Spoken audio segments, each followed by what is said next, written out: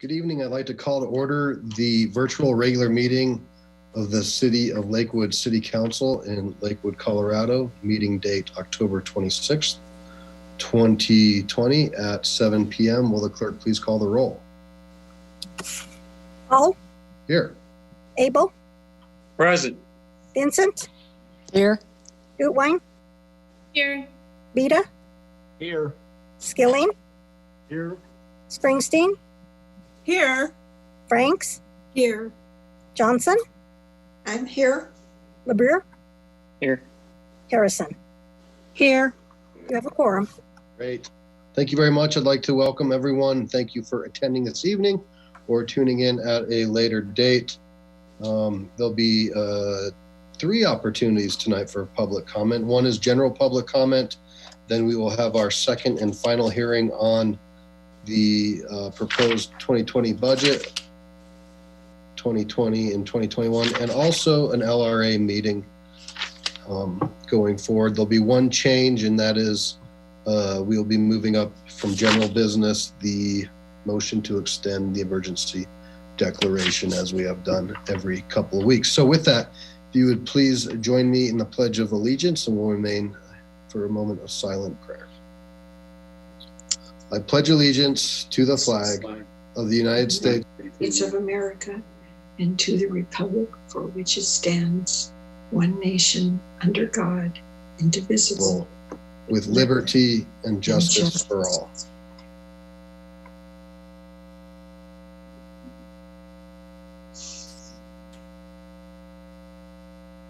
All right, thank you very much. So next up, we do have public comment. This is the point in the meeting where the public is invited to address the City Council on items that did not appear on the agenda. All comments should be directed to the City Council. I ask that all persons calling in observe the same decorum of a City Council meeting held in person in chambers this evening. The dial-in number is 1-253-215-8782 with webinar 923-3527-0731. Press pound once you've pressed that webinar ID, *9 to request to speak, and *6 to unmute. And this should also be on the screen at home. You'll have 3 minutes, and I'll let you know when you're 30 seconds out and ask you to kindly wrap that up. Again, this is public comment. If you'd like to speak on anything regarding the budget, that will be coming a little bit later, as well as the Lakewood Reinvestment Authority. So with that, Madam Clerk, will you kick us off? Call ending in 3671. All right, good evening, caller 3671. If you press *6 to unmute, give us your name and address or name and ward, we'll get you started. Hi, my name is Ben Holcomb, and I'm going to be talking about, I live in Lakewood. Greetings, Mr. Holcomb. Do you have a presentation tonight? Yes, I do. Okay. Madam Clerk, can we? I'll be attempting to share Mr. Holcomb's slides for him.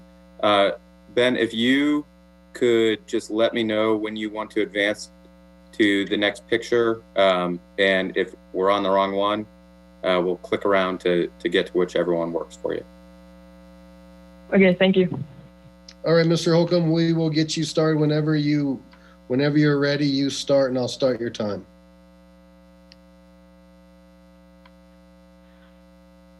Okay, I think I'm ready to start. All right, go ahead. 3 minutes. Okay, so I wanted to talk about how increasing our tree canopy could help a lot of things around the city, to be frank, and a lot of reasons why. A lot of supporting reasons why increasing our tree canopy would be very helpful. Next slide. So 4 of the main reasons I could think of is that trees can help reduce carbon emissions, which is one big problem today with a climate that is rising in temperature. some studies have shown that trees can increase mental health and decrease anxiety when there's an abundance of them in some areas where people live.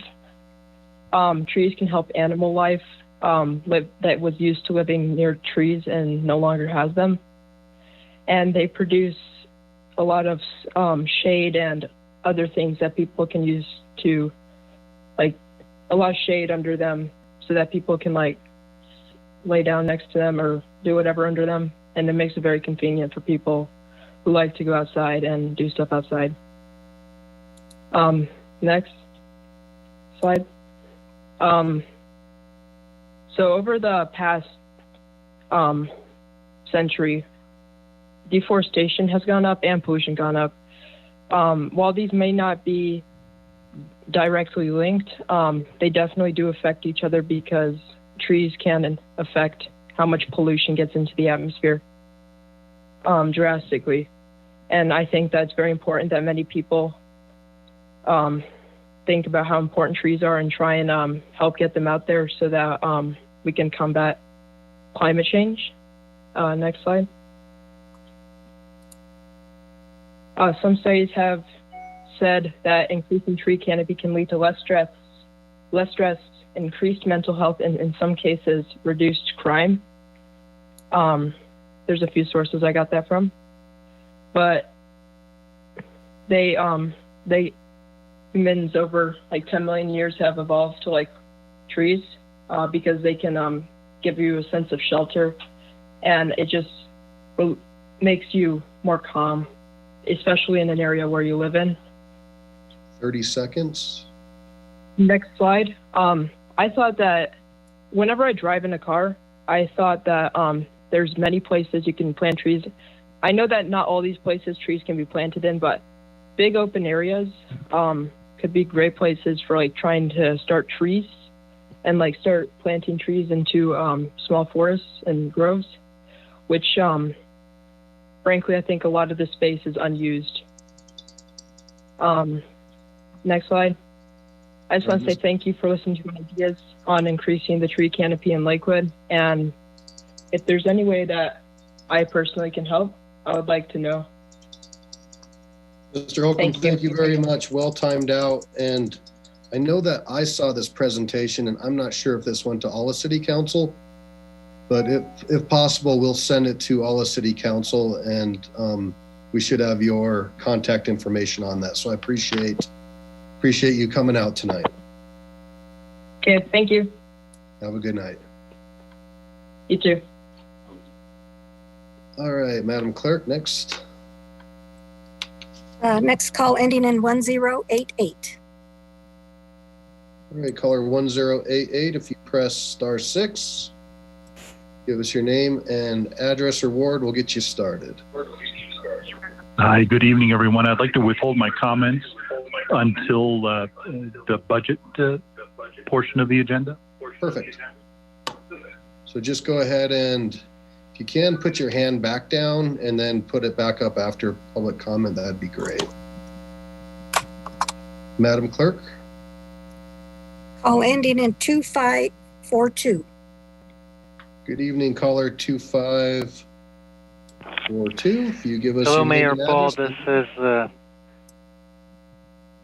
Go ahead.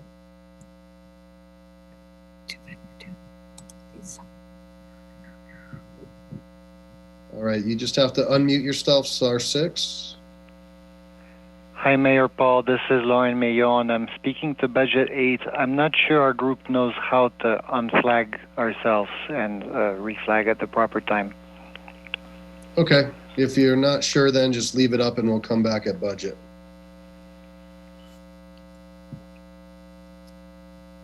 Madam Clerk, we'll try to keep track of that. We have 1088 and 2542 so far for budget.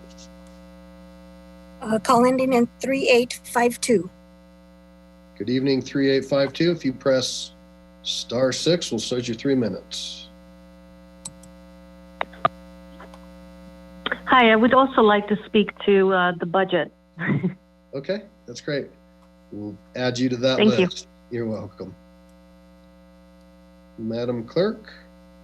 Call ending in 5333. Good evening, caller 5333. General public comment, press star. Yes, this is Marie Venner, and I'm here this evening as a Lakewood resident, active community member, and 23-year business owner to remind our hardworking city councilors that people in Lakewood care about sustainability a lot. People in Lakewood choose to live here in between Denver and the mountains. We cherish this area and our clean air and water. We care about our kids and future generations. We do not want to turn our whole state into another dust bowl, as NASA has told us so clearly we are doing. In 2015, NASA researchers told us that we are on an 80% probability track of creating a 30-plus year drought, a long-term dust bowl, stretching from Kansas to California's Central Valley this century, with the sort of emissions we've continued to do. In this spring, their follow-up research said that it is here now. This is very serious, and it's something we need to turn around. You've probably heard that 97% of the state is in serious or extreme drought. We all hope that the snow today will help, but what we really need to do is to turn the page and to start living up to our plans and responsibilities. This is not a we're doing something, check the box area. We're talking about system transformation, what's going to give us cleaner air, more jobs, and save cities and citizens lots of money. There are some simple things that this commission, the city council, can do now. You can pass a resolution in support of public banking. All banks get to borrow at almost 0%, actually 0.25% from the Fed. Public banks, like in North Dakota, can invest that locally at very low rates, like 1 to 2%. And so that stays and recirculates in the community. I hope that you're all familiar with a recent study by Grid Lab, Sierra Club, and NRDC that talked about the fastest and most cost-effective way to decarbonize, and that is to have our utilities clean up their electricity by 2025. 30 seconds. So you have a resolution calling for Excel in their upcoming clean energy plan to close coal by 2025 and deliver 75% renewable electricity by 2025. I hope you will consider taking time specified action. Thanks so much. Thank you. Have a good evening. All right, Madam Clerk, next. Call ending in 3742. Good evening, caller 3742. If you press star Hi, good 6. evening. Go ahead. Hi. I would like to also speak on the budget. Okay. And Madam Clerk. Call ending in. I think it was 9993 was the last one that I showed. Good evening, caller 9993. Good evening. I am also hoping to speak about the budget. Great. All right. So is there anybody else in the queue that wishes to speak under general public comment? Please press star 9 to request and star 6 to unmute. We will give it a second.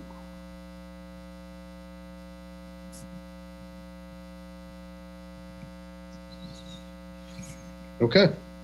I will close general public comment. And again, thank you, Mr. Holcomb, one of our local high school students, for coming on board tonight. We'll certainly try to get your presentation out to the group. Next, executive report, Ms. Hodson. Yeah, thank you. Good evening. Just a couple of items this evening. First of all, as it relates to our city clerk selection, we're down to 2 finalists. And next week, they will be meeting with the city clerk staff So I'm thinking in the next couple of weeks, we'll be able to announce a new city clerk and introduce him or her to you. And then our own Ben Goldstein will get to go back to his own position. So thanks, Ben, for your work. And thanks also to Bernie for doing double time. So as it relates to the COVID-19, we're watching our cases very closely and working closely with the county. We continue to monitor the status of the cases. And it looks like in Lakewood, we're at 5 active cases of COVID. And we act accordingly and quarantine employees as necessary. But this is a real situation that continues to evolve here in our city. And finally, next week is November 2nd. We have a study session. If you were able to attend the Budget and Audit Board meeting, I believe that was 2 weeks ago, you got a presentation or a preview on the proposed changes to the sales tax code. Wanted to remind you that that's actually a whole lot of information, and it's recommended that you take a look at it if you have the time. Take a look at that before the meeting next Monday. Remember, it's a study session and there will be no action taken, but if you can just familiar with the content, that may be helpful. So with that, I know we have a long evening with a lot of budget talk, so that concludes my report. Thank you. Great, thank you very much. All right, so I'm going to move up item 9, which is under general business. Actually, not general business, but ask the Mayor Pro Tem to make a motion to extend the emergency declaration. I move to extend the declaration of disaster in the city of Lakewood, Colorado, resulting from the coronavirus COVID-19 pandemic, pursuant to section 1.27 of the Lakewood Municipal Code, originally declared by proclamation of the Lakewood City Manager on March 17th, 2020, extended by majority vote of the City Council on multiple occasions, and by this motion, extended again until November 23rd, 2020, unless earlier extended or terminated by the City Council. Second. Right, we have a motion, a second. Any questions or discussion? I would just say simply one thing, as you've seen and heard, especially tonight, the numbers are going up exponentially. And while that has to do with more testing, things are not going in the right way. So hopefully we can continue to do all that we can. Certainly we know the consequences of further shutdowns and things like that. So anything else? With that said, please cast your votes. That passes 10 ayes, 1 nay, the nay being Councilor Springsteen. All right, next up we have the consent agenda. The use of the consent agenda has been made to expedite council action. It contains both resolutions and first reading ordinances. Tonight there are no resolutions, just a first reading ordinance, which appear on the agenda only for the purpose of setting future public hearing dates and ordering newspaper publications of the proposed ordinance. No public comments will be heard this evening on first reading ordinances. The public will have the opportunity to comment on the proposed ordinances during the scheduled public hearings on the dates set tonight by City Council. Any council member may request an item on the consent agenda be removed for separate discussion and action under general business. Will the city clerk please read the items on the consent agenda? Consent agenda includes items 6 and 7 inclusive. Item 6, Ordinance O 2020-27, setting the salaries of municipal court judges. Item 7, approving minutes of City Council meetings. City Council meeting August 10, 2020. All right. Mayor Pro Tem, can I please have a motion? I move for the approval of the council minutes and order the ordinance introduced on first reading be published in the Denver Post with a public hearing set for the date included in the ordinance, all of which are included in the consent agenda items introduced into the record by the city clerk. Second. Motion and second. Any discussion? Seeing none, please cast your votes on the consent agenda.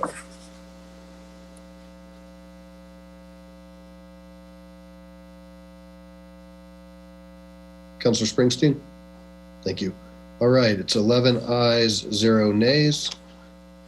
Also, I do not have control of the mute buttons tonight. So if you are not speaking, if you could please mute yourself, that'd be fantastic. Okay, will the clerk please read item 8? Item 8, second public hearing, ordinance O 2020-26. Adopting a revised budget for the year 2020 for the city of Lakewood, Colorado, and further adopting the annual budget for the city for the fiscal year beginning on the first day of January 2020 and ending on December 31, 2020, estimating the amount of money necessary to be raised by levying taxes for the year 2020 to defray the costs of municipal government of the city of Lakewood, Colorado for the fiscal year beginning January 1, 2021 and ending December 31, 2021, and estimating the amount of money to be derived from other revenue sources, setting forth the appropriations for each fund. Thank you, Madam Clerk. I'll now open the public hearing on our second reading of ordinance 2020-26, which is the budget revised 2020 and 2021. I'll now turn it over to our CFO, Ms. Bjorklund, who will take us from here. Good evening.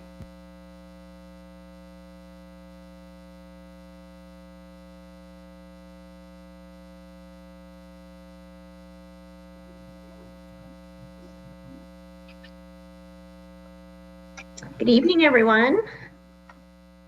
I will share my screen as usual. Hold on one moment.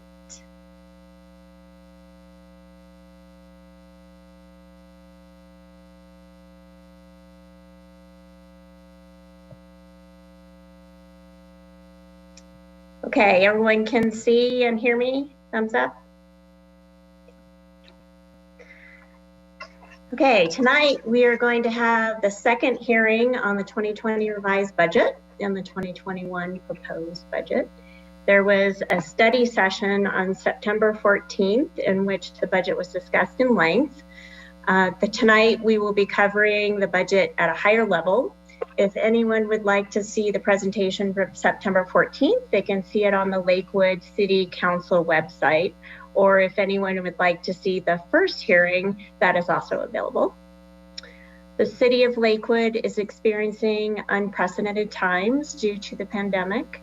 As you know, this affects the budget and the budget process. The city is adapting to the current circumstances, continuing the important work of serving the residents of Lakewood and safeguarding a sustainable financial future. This budget presentation is a financial reflection of the community's priorities and a collaborative effort of City Council, staff, and community members to develop a plan that continues to provide quality programs and services for the community. This is an overview of what we'll be discussing tonight, the proposed 2020 budget revised and the 2021 budget. We'll cover the total city budget, general fund and TABOR fund, Gallagher Amendment, sustainability program, Lakewood Reinvestment Authority, and the next steps. We will start with looking at the financial citywide. This donut shows you the distribution of revenue by funds that is forecasted for 2021. As you can see, the citywide, the general fund is the largest, followed by special revenue funds, which is the green section, capital project funds, which is the yellow section, and enterprise funds, which is the gray, and internal service funds. The city is experiencing similar challenges in revenue for the capital fund as the general fund. As the city's infrastructure ages each year, a larger percentage of the revenue in the fund must be used for annual maintenance rather than new capital projects. Since there is not a corresponding growth on ongoing revenue, this compresses investment in new capital projects. This slide displays how all city funds are spent by department. What is included in the all other departments, which is the orange area, is the mayor, council, city manager's office, city clerk, city attorney, finance, HR, municipal courts, and planning. Each individual department and all other is less than 3% of the total spending. Non-departments include citywide employee benefits, debt obligations, special projects, and self-insurance funding. You can also see each color of the department has a shaded area. The shaded area is non-personnel, and the not shaded area is personnel expense. So the example of that is the police, this is the non-shaded, and this is the shaded area. As I've mentioned previously, one item to note is although citywide public works is larger in spending than the police, 80% of public works expense is non-personnel, so expenses like asphalt. You can also see that for the community resources, 47% is non-personnel, which are expenses for facilities such as the rec centers. The police is primarily personnel at 83%. Moving on to the general fund. The general fund has a challenge of a $17 million funding gap from the 2020 budget and 2021. As schools and recreation centers closed, so did businesses of all types from the pandemic. The closure had a profound and an extraordinary economic impact on businesses and in turn on the city of Lakewood. There has been a significant decline in sales and use tax, which currently represents over 49% of the city's total funding. These revenues are critical for the funding of many city services, such as police, road maintenance, city facilities, and support services. The general fund also has an ongoing challenge of limited revenue growth due to TABOR. Additionally, as an established city, the staff are evaluating and adjusting the financial approach for the city.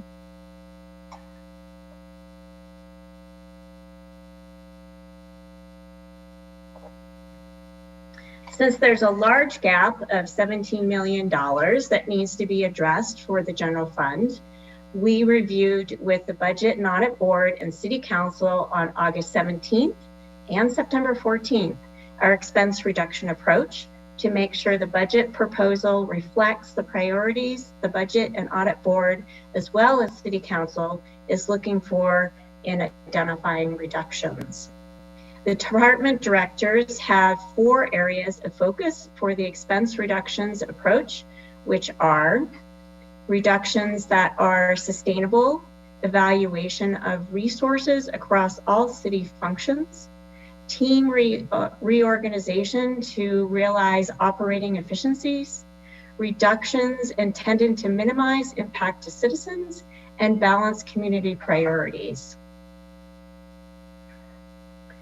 The finance team also evaluated the fund balance, which are the city's reserves or the savings account. In the short term, the city of Lakewood is well positioned to navigate through the pandemic due to a historic conservative approach to budgeting, healthy reserves for fund balances, and the CARES Act funding. Additionally, the hiring freeze enacted in 2019 has positioned city finances to be resilient and better prepared to address these difficult times. Lakewood is committed to sustaining core services to residents while maintaining physical discipline, which requires the city to address the revenue expense gap, which is affecting every department in the city. Lakewood also has several revenue challenges. Beyond the financial impact of the pandemic, the city is expecting longer-term challenges with sustaining revenue. Lakewood is experiencing a flattening and potential decline of current revenue sources resulting from a number of factors, including consumers shifting to online shopping, consumers purchasing more untaxed services than taxed goods, Lakewood becoming an established city, and the city's relatively low sales tax rate. Lakewood is evaluating the current revenue sources and potential changes for the future to sustain the city's financial health while continuing to provide core services to residents. A challenge for an established city such as Lakewood is that demands and needs for services continue to grow, but there's not a corresponding growth in revenue from businesses or new residents.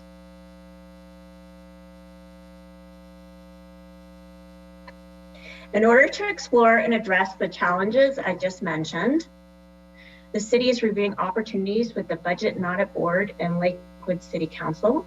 To date, a list of revenue opportunities has been presented to the Budget and Audit Board and City Council.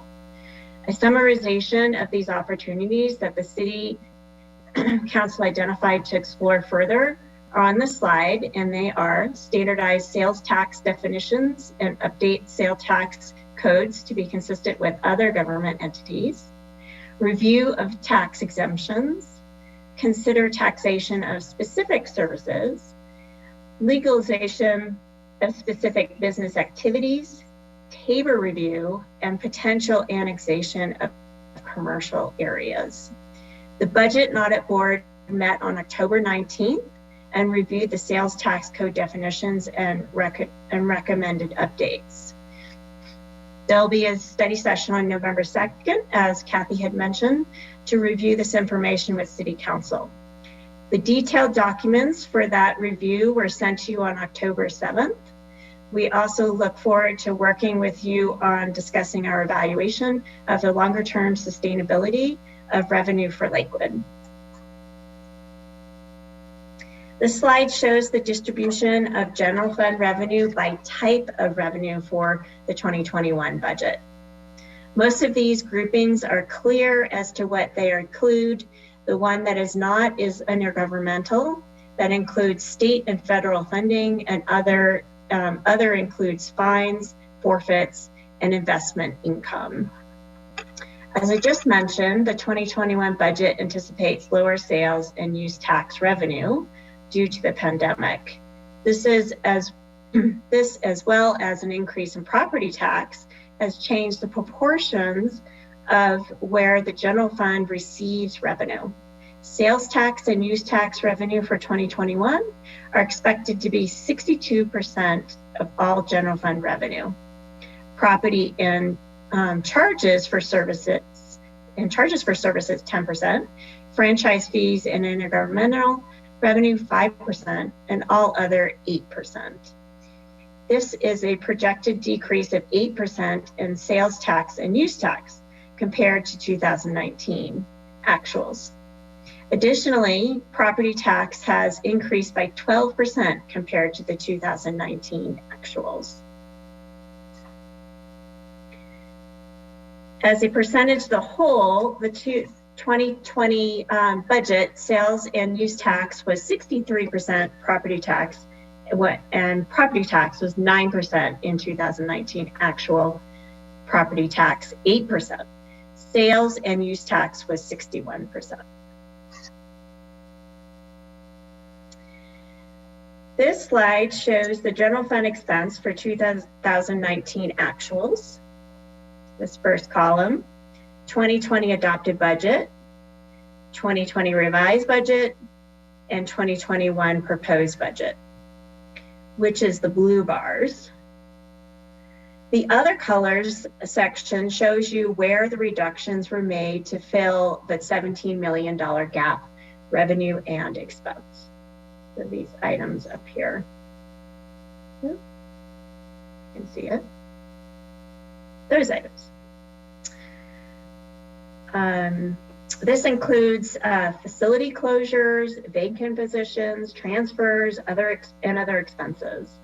In the September 14th presentation, a list of these reductions was provided.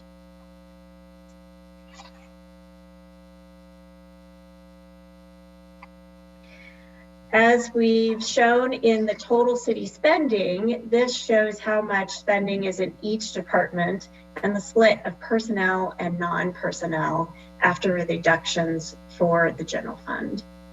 As you can see, the largest area of spending for the general fund is the police department.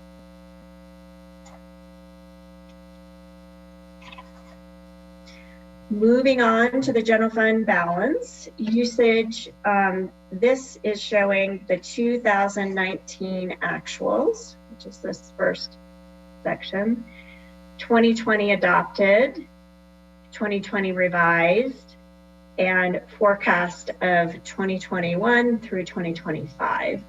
The blue bars are the fund balance.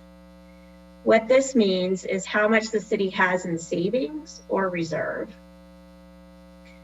The red is the balance usage, so how much Lakewood is using of its savings to pay for operations, and the green is adding to the fund balance, so building the savings account.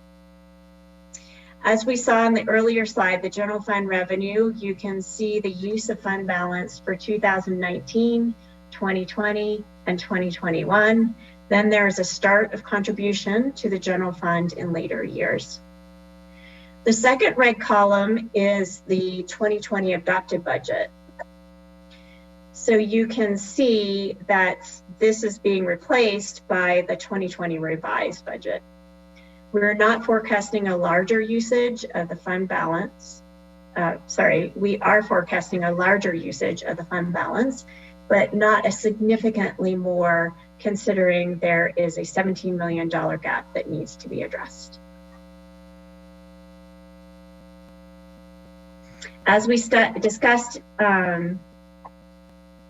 in the revenue slide, you can see the contribution to the general fund from revenue starts to decline in 2025.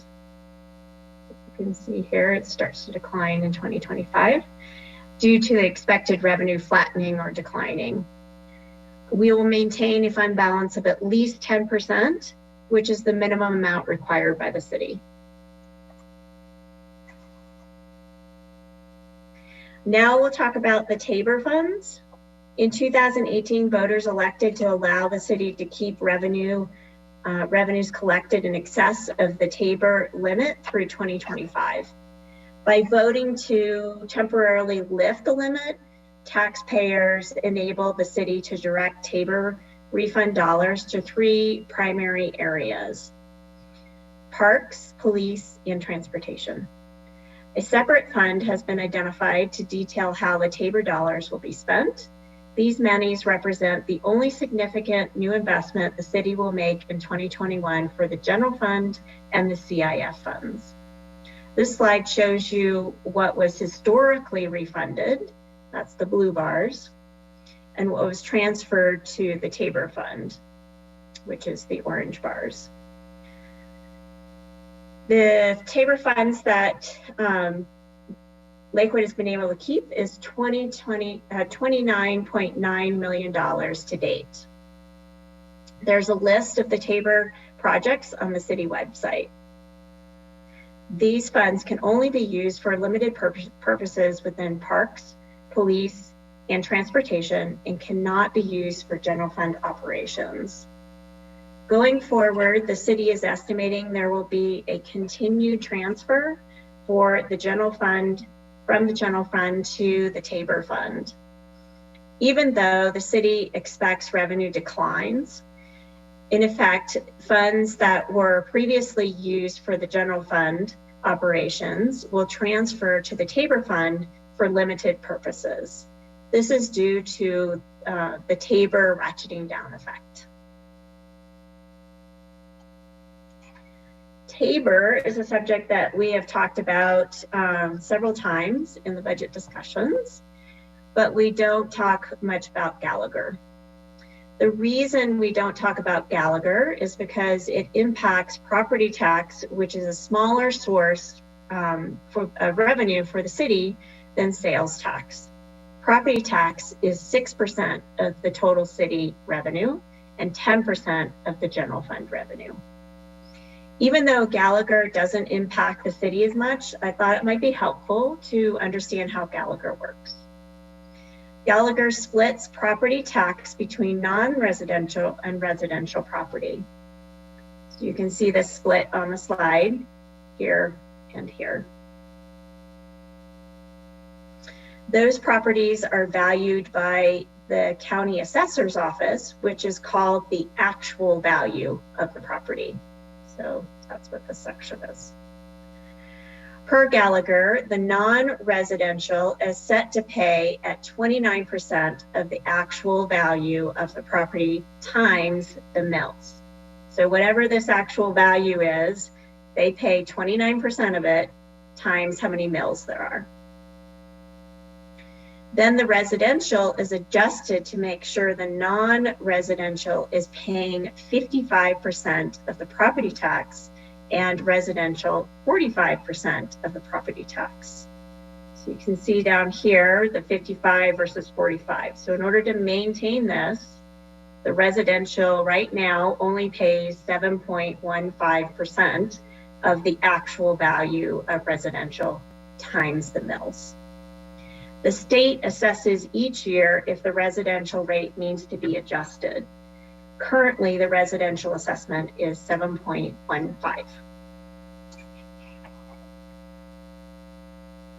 So how is Lakewood impacted by Gallagher today? The left side of the slide shows you Lakewood's annual property tax for the year of 2020 and 2021. So I'm sure you're aware that property taxes are assessed at a 2-year period versus a 1-year period. You can see the 29% of the actual value for the non-residential. So you can see, whoop, okay, so you can see, you can see that here. And the 7.15 down here in this pie for the residential as discussed in the previous slide. These values times the mills is what makes up the $11.8 million received in 2020 and expected in 2021. So those two pieces of the pies is what comes out as our property tax for Lakewood. The right side shows the estimate of the Lakewood annual property for years 2022 and 2023. The Department of Local Affairs for the state of Colorado estimated in May that the next property assessment for 2022 and 2023, the values of non-residential properties will go down in actual value by 20%. And residential properties will go up in actual value by 10%. So this pie that's on the right-hand side is decreased by 20% from the size of this one. This one has been increased by 10% from the size of this one, since just as the estimate from the state. Since the non-residential assessment rate cannot be adjusted and is fixed at 29%, so this 29% is what we get. This causes the size of what Lakewood can be paid in property tax to decrease. And since at the state level has to be maintained at a 55-45 ratio, the residential property tax shrinks with the non-residential property tax. The state is estimating the residential property assessment rate will drop from 7.15% to 5.8%. In effect, what this does is shrink the amount of property tax that Lakewood will receive. You can see on the right-hand side of the slide the 29% payment of the smaller pie from the non-residential and the smaller percentage of 5.8%. These two add up to the property tax of $9.6 million. With this estimate, Lakewood could see a decline of 19% in property tax from 2021 and 2022. From 2021 to 2022, which is a drop of about $2.2 million a year. So you can see the 9.6 million here.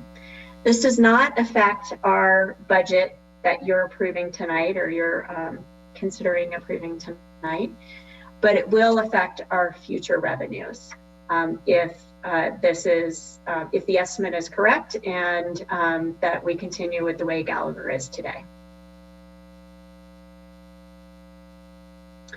Next, we'll talk about Lakewood Sustainability. This slide gives you some background on the investment over the years. As you can see, the level of ongoing investment is a little higher in 2021 than 2020, and the same number of FTEs. So Lakewood Sustainability program was not impacted by the reductions from the general fund.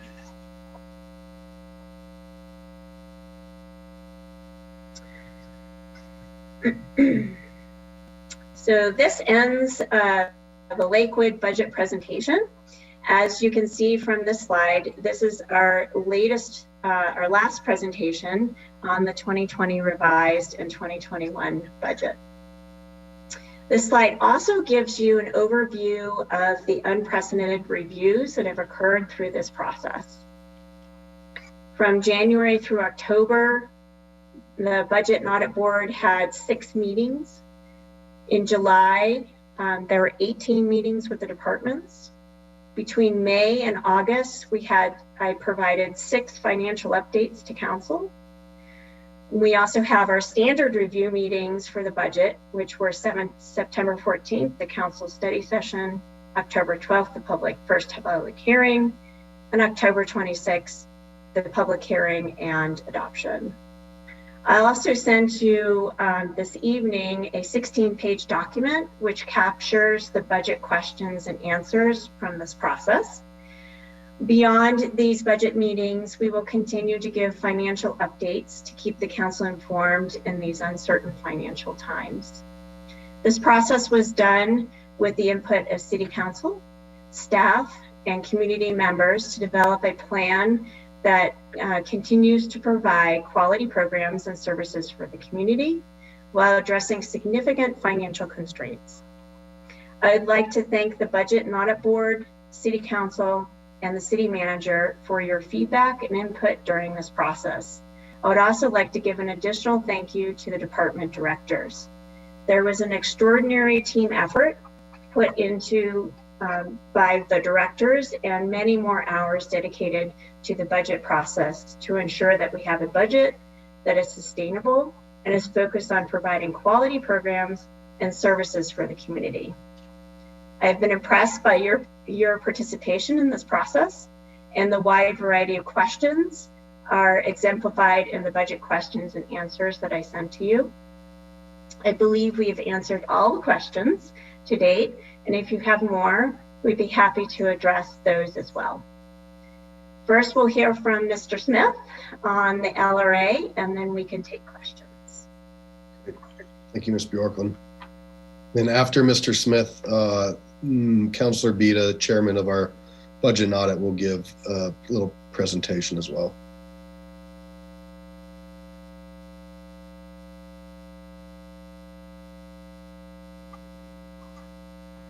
Good evening, Mr. Smith.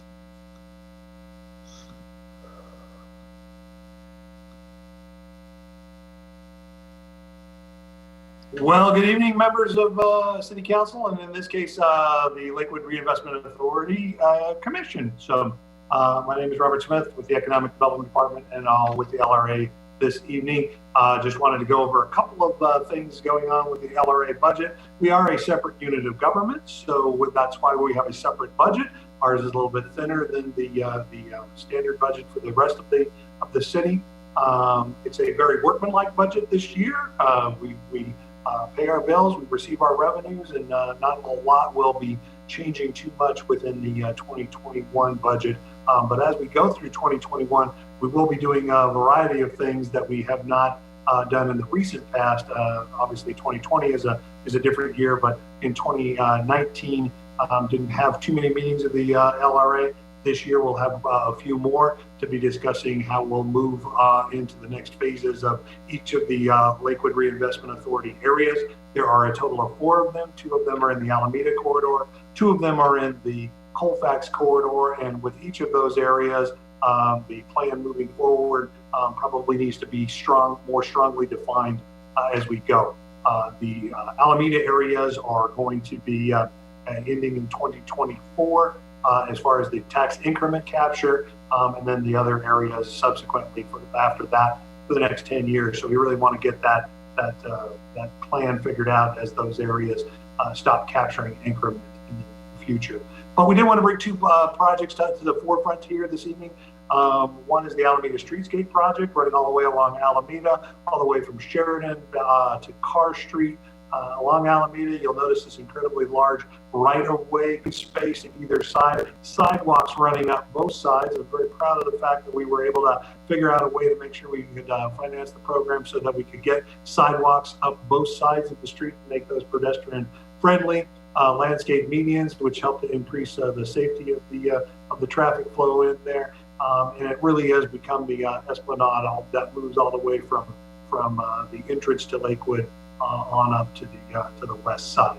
I also wanted to mention something in the Colfax corridor, and if you change the slide for me real quick, that is the Oak Street and Lakewood Wadsworth stations betterment loans project. We took out loans to better both of those stations, the ones at Oak Street and at Wadsworth. This year, the finance department, big tip of the hat to those fine folks over there, were able to refinance the loans that are on there, saving about $125,000 to the taxpayers in the urban renewal areas. And so we're able to have these very nice amenities in these stations for a little cheaper price, just because the finance department stays on top of those. And those were the two things I wanted to bring forward in the LRA budget. And with that, I will close out that presentation, and thank you for your time and energy here this evening, and be sticking around to answer any questions you may have about the LRA budget. Thank you very kindly. All right, thank you, Mr. Smith. And just a note, we will have a separate vote on the LRA. There is a consent agenda and a resolution item, which is the budget. So we'll probably, depending upon what legal counsel says, probably close out of this eventually and go into the LRA if we have to. Yeah, I'm seeing a yes. Okay. All right. So now I'd like to turn it over to the chairman of our Budget and Audit Committee, Councilor Mike Vita. Thank you, Mayor. Can you hear me okay? Okay. So I just wanted to give a brief presentation as to the Budget and Audit Committee that met last week and made a couple of recommendations to our council tonight. And I wanted you to be aware of those. Also, I wanted you to be aware that the budget, and in the past, the Budget and Audit Board was meeting quarterly. And we decided this year, knowing that we were going to be hitting some difficult times, some rough water, so to speak, that we wanted to be more engaged in the budget process because of the pandemic and projected loss in revenues and so forth. So we have been meeting just about, I think, every month since the first of the year, the Budget and Audit Board, to address some of these things and to try and make it the process as open and robust as possible for our citizens as well as the council, knowing that we would have to delve into some of the detail that council may not have time to do. And so with that, in that vein, we looked at two items in particular this last week. One was an item from one of our citizens, and I don't need to use their name, but a well-respected citizen and accountant who made a suggestion about our contributions to our retired city manager's pension plan and a possible way we could save some money by adjusting that contribution. So we took a look at that. We did discuss it, I think, at the council meeting a couple of weeks ago. We took a closer look at it with our Budget and Audit Committee last week, ran the numbers and all the pros and cons, and we did make the determination that it just was not feasible to adjust that contribution, that it was very problematic, and that we were going to, recommendation is to leave it as is. So that was one of our items on the agenda. The other one was one that I had asked to be put on because of the issues that had come up with the slash facility. And I wanted to take another look at that and find out what all had transpired on that, and if there was anything we could do or should do to address that concern that was legitimately raised by our co-counselors. And so we did want to take a look at that, and so we did have a good discussion on it. And I guess the summary is that we decided that we wanted to recommend that the line item be returned to the budget, that the line item itself referring to the slash fund needed to be returned to the budget, but that it would be an unfunded line item. And I can tell you, in short order, the reasons for that is that in the past we had something like $1.5 million sitting in a pot that was dedicated to the purchase of a slash fund, and it had been sitting there for some time. And it became apparent that funding was not the issue, it was more finding a location, and that was the problem that was encountered, that slash project and slash location is problematic because nobody wants it in their backyard. It's noisy, it's smelly, it causes a lot of traffic, and so there's just not a real good place to have it in the city of Lakewood. We have limited space, and so that's been the problem, is finding a location. And it didn't make sense to tie up $1.5 million for something that we don't know when we're going to be able to do it. We don't know how much it's going to cost. It may not cost anything. There are some ideas that we may be able to do it with very little cost or purchase of land. So it just didn't make sense to have that money tied up when it was needed to help defer some of the losses in revenue and help keep our city financially viable, I guess you might say. So with that, we did take a vote, and it was a consensus. We had one vote that dissented, but the rest of the 6 members of the board, 5 of them, including myself, agreed that that was the best course of action. Restore the line item, but make it unfunded. So I wanted to make that report, and we do make that recommendation tonight. So with that, I'll turn it back over to the mayor. Great. Thank you, Councilor Bita. And just to recognize those on the Budget and Audit Committee, that would be Councilors LeBeer, Councilor Bita, and Councilor Harrison.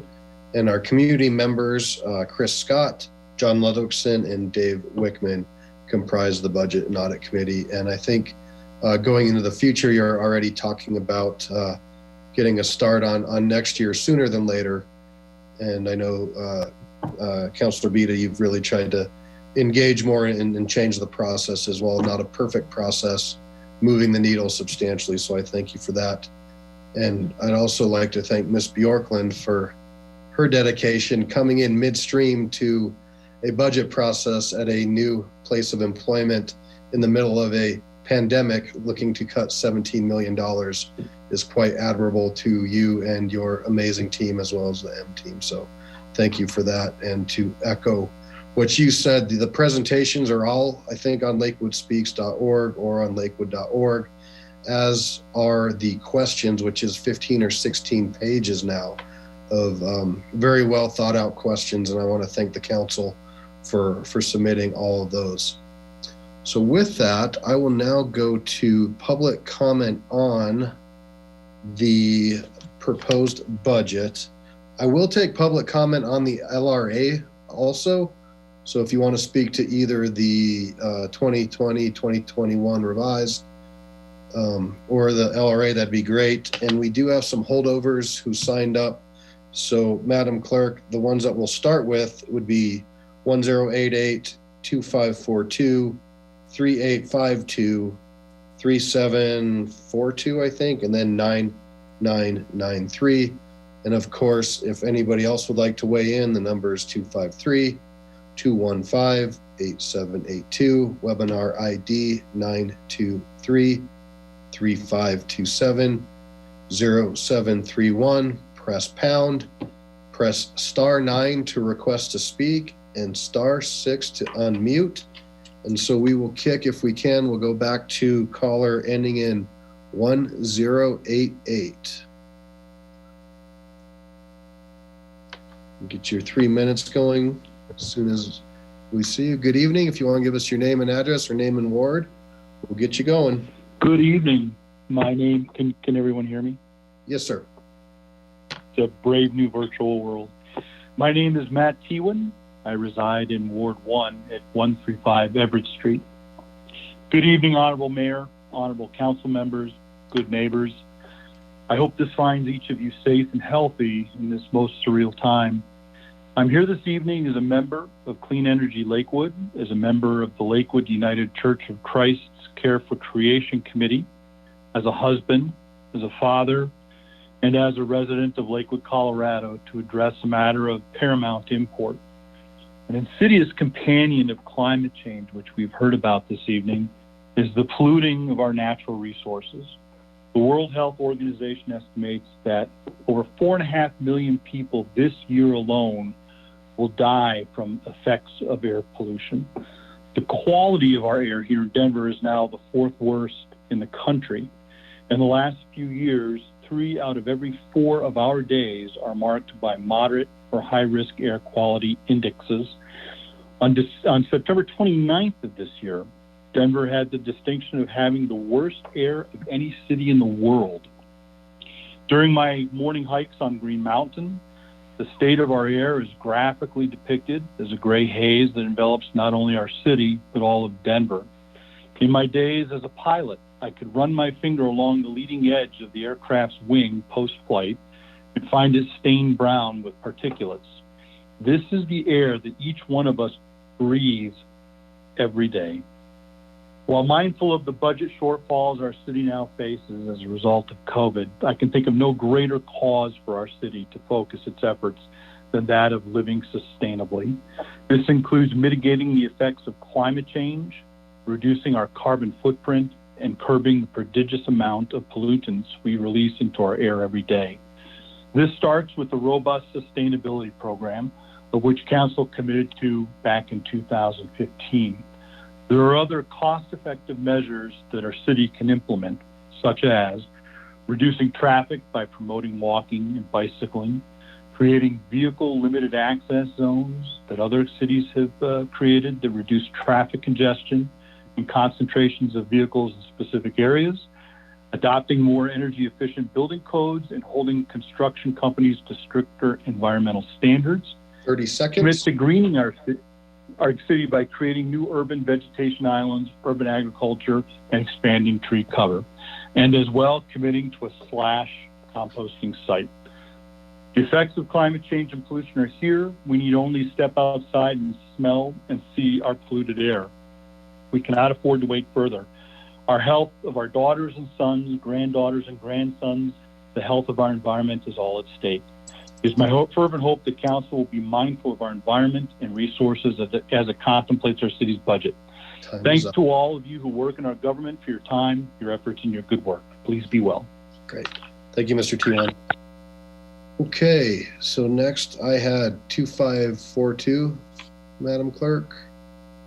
2542, if you want to press star 6. Good evening, Mayor Paul, council members, and staff. I'm Lauren Mayon, a Lakewood business owner with a deep involvement in technology, state policy, and business development of renewable energy. Clean Energy Lakewood has been watching our city's progress hurdles for some years now. In the big picture, here's what we see. 1, good intentions and strategic decisions from Council, approving a meaningful sustainability plan, renewing the sustainability plan's achievements as a top priority for 2 years, and having renewed the slash site as a priority for 2 years in a row. 2, good intentions and actions from the sustainability staff, albeit their limited budgets, small staff, and lack of executive power. And 3, the unfortunate result of 1 plus 2, which is an inability to achieve the overarching goals of our city's sustainability plan. The new fresh abandon the slash processing center only highlights this. The site should have been implemented years ago as directed by Council. We respect the constraints caused by the virus on the budgets and staff, yet the West is burning and we have to act now. We would like the Council to act in 4 ways. First and foremost, set concrete targets on multiple items, making it clear to the executive team that these goals must be achieved within their deadlines. 2, make sure one top-level executive has both the power and the motivation to act within the large and complex personnel structure of the city. Formally, we need a chief sustainability officer. 3, after all these years in the waiting, no matter how other short-term issues are, clear deadlines should be set to have a slash facility site. And 4, for the shorter term, set deadlines on items that are revenue neutral or revenue generating for the city. There are all reason to action these items now. Here are a few key ones. Jonathan Wachtel's achievement on municipal energy efficiency and solar retrofits is a great example of a program that preserves our environment and saves money for the city. It's also an example of how the sustainability team has no real authority. In this case, Public Works and Finance are the real decision makers. This program must be accelerated and expanded instead of inching along by lack of executive power. The RAMP program has been submitted for your review this summer. We would like to set a date to review it this year. That's the next step to action. Mark Simmons' solar program in partnership between cities, solar business, and homeowners is a revenue-generating program. Please action it now, enabling a potential fast track. Thank you for taking action, and most importantly, ensuring that your actions are implemented by the executive team. Thank you. All right, next up I had 3852. 3852, if you wanted to press *6. Good evening, Mayor Paul and City Council members. I'm Dr. Elizabeth Molinar, and I live in Ward 1 on West 12th Avenue. I am a member of Sustainable Iowa and Clean Energy Lakewood, and as some may already know, I do research on the social cultural impacts of energy production and consumption. I will also speak on the budget and sustainability. I teach a course on environmental justice at Regis University, and just this morning my students expressed exasperation that there are still people who do not believe in climate change and that there has been so little action taken. Climate change is a scientific reality, whether it's man-made or not, and of which the effects are being felt around the world already, for instance, the increase in extreme weather events. It is at our doorstep. We need to prepare for it now, and it cannot be put off for the future. The Bali Principles for Climate Justice of 2002 state, climate justice affirms that governments are responsible for addressing climate change in a manner that is both democratically accountable to their people and in accordance with the principle of common but differentiated responsibilities. From the 2019 sustainability report, it is clear the city is behind on its sustainability goals. The slash facility, as our only remaining clean air action program, is now on the chopping block, whereas composting converts organic waste into soil carbon and thus averts landfill methane emissions. The city, moreover, has not begun to make a climate change impact report. And today I want to urge the city to move towards action and set more concrete deadlines backed up by a budget when it comes to commitments to clean air, sustainable energy, and a more sustainable Lakewood in general. We need action and accountability. Council members LeBeur and Goodwine have formulated a concrete climate action 2021 list that I hope the whole council will support. Moreover, our group Clean Energy Lakewood has suggested some concrete ways of making strides focused on energy consumption that do not cost the city any money. Some plans even generate revenue for our city, such as the REM Core type program tailored for Lakewood for new construction and renovations. I understand that Lakewood has a decreased budget. At several council meetings, Clean Energy Lakewood has addressed that, according to economists, green solutions save money and create jobs. But budgets are also about political choices. We cannot allow that because of one crisis, we will be left even more vulnerable to and unprepared for the much larger and emergent crisis of climate change. As political ecology and risk and disaster scholarship indicates, natural disasters are never just natural. They are social and political as well. Risk and vulnerability is determined by social structures and political choices, and we should make sure we are better prepared for the future through prevention and solid plans for mitigation. Because if we're not, what air are we going to breathe? What water will put out our fires and keeps us, our animals, and our crops alive? Thank you. Thank you. Okay, I had 3742. 3742, if you'd like to press star 6, you'll be good to go.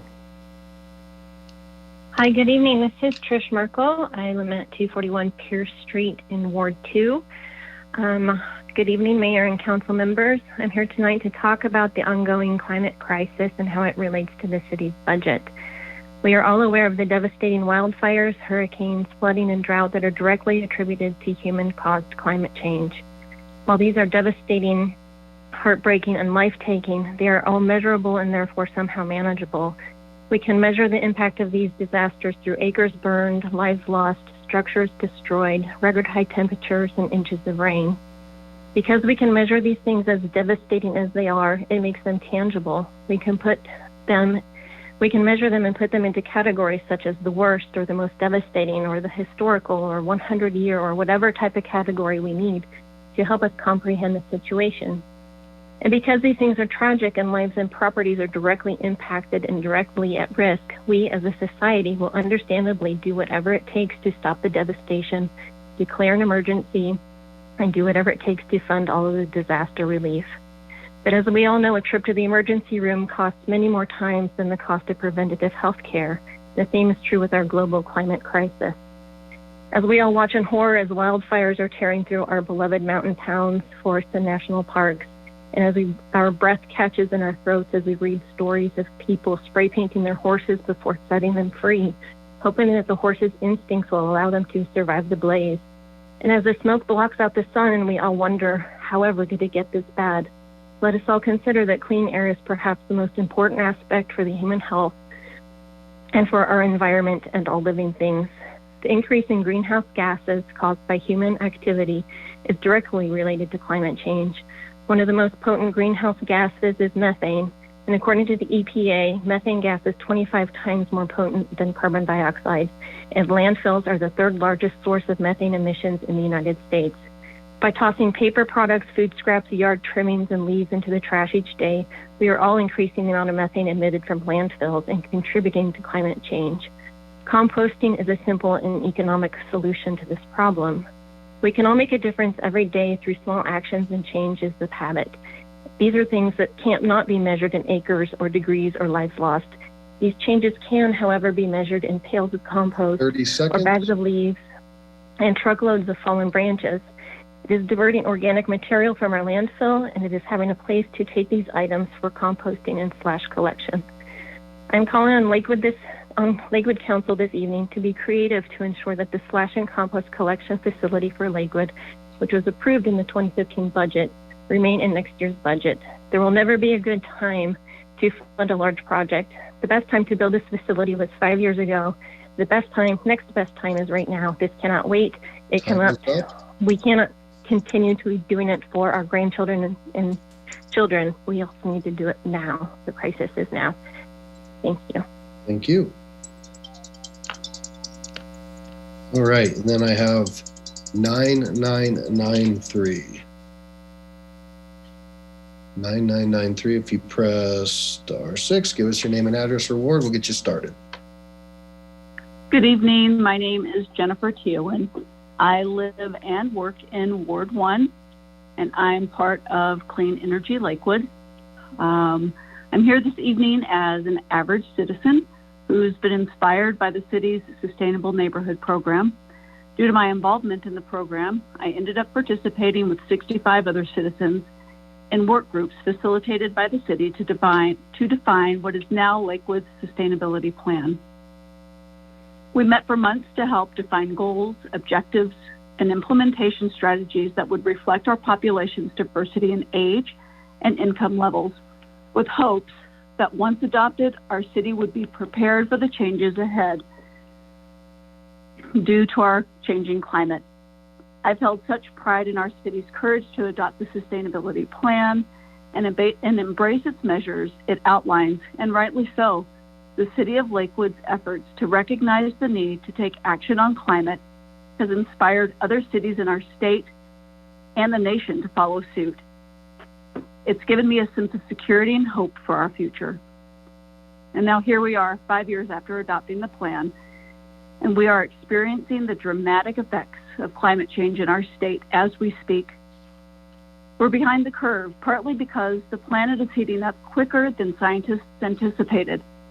There was an article in yesterday's Denver Post by Bruce Finley, who covers environment-related news, that speaks to the unexpected and expected changes we face. I'd like to share an excerpt. It begins, "Signs that the effects of climate warming are here and hurting Coloradans have kindled urgency within government agencies. Colorado Energy Office Director Will Tour at a recent climate forum described very significant impacts happening much earlier than expected. Colorado Department of Natural Resources Director Dan Gibbs, in an interview, said, warming impacts over the next 30 years look very troubling and frankly terrifying. Council members, we cannot kick this can down the road. Knowing that sustainability has been one of the city's top priorities for the last 2 years, I have faith in the members of this council to honor its financial commitments to our city's citizens to allocate funding that uphold the goals adopted by the sustainability plan. 30 seconds. I am heartened to hear this evening that the slash facility line item has been restored on the 2021 budget. I now look to council to define clear objectives and deadlines to implement this slash facility. Thank you for your time. Thank you. Thank you. All right, Madam Clerk, that's what we had backed up from the previous public comment, so I'll let you take it from here. Call ending in 1143. Good evening, caller 1143. If you give us your name and address or name and word, press *6, we'll be good to go. Hi, my name is Eric Brandt, and I'm still living inside my body, thankfully. No to the police, for sure. First of all, I would like to thank the mayor. Frankly, I was a little bit concerned at some of our earlier meetings, particularly with your callous treatment of Ms. Springsteen. But in recent meetings, you've really matured quite a bit, and I really appreciate that you're treating her and the rest of the council so much more professionally. It does show, we are watching, and I appreciate it. So thank you for that. I would also like to thank Kathy Hodgson, because Kathy Hodgson and I are going to become friends, I think. If you don't know, the city of the city of Englewood recently purchased me a marvelous 35-acre ranch down near Trinidad. And just last week, the city of Westminster purchased me an off-the-grid home system. And considering that Kathy Hodgson built the community out of $250,000 a year and wasted on trinket jewelry, we're both going to be homeowners together. And it looks like not only are you buying her house, but it looks like Lakewood is deciding to buy me a second vacation home as well, since you've decided to waste your money on tennis courts and flash files instead of body cameras. So I kind of promised you that if you didn't take up the body camera question, now keep in mind, it might look like a lot of money, but you're getting 2 years paid free by the federal government in the first place. So you chose to spend $1.5 million on a brush pile and to buy me a stick pile. By stick pile, of course, I mean vacation home. So Kathy, you and I really aren't so different, you and I. We're both going to live in our marvelous vacations homes at the expense of the city of Lakewood, except that I'm not nearly trashy enough to spend money on trinket jewelry like that. So you guys made your bed, and now you're going to lay in it, and I'm going to make you lay in it. So think about that at the next budget cycle when you're going to 666 Eric Brandt's fucking mansion place. Thank you, and happy Fuck the Cops Day. Okay.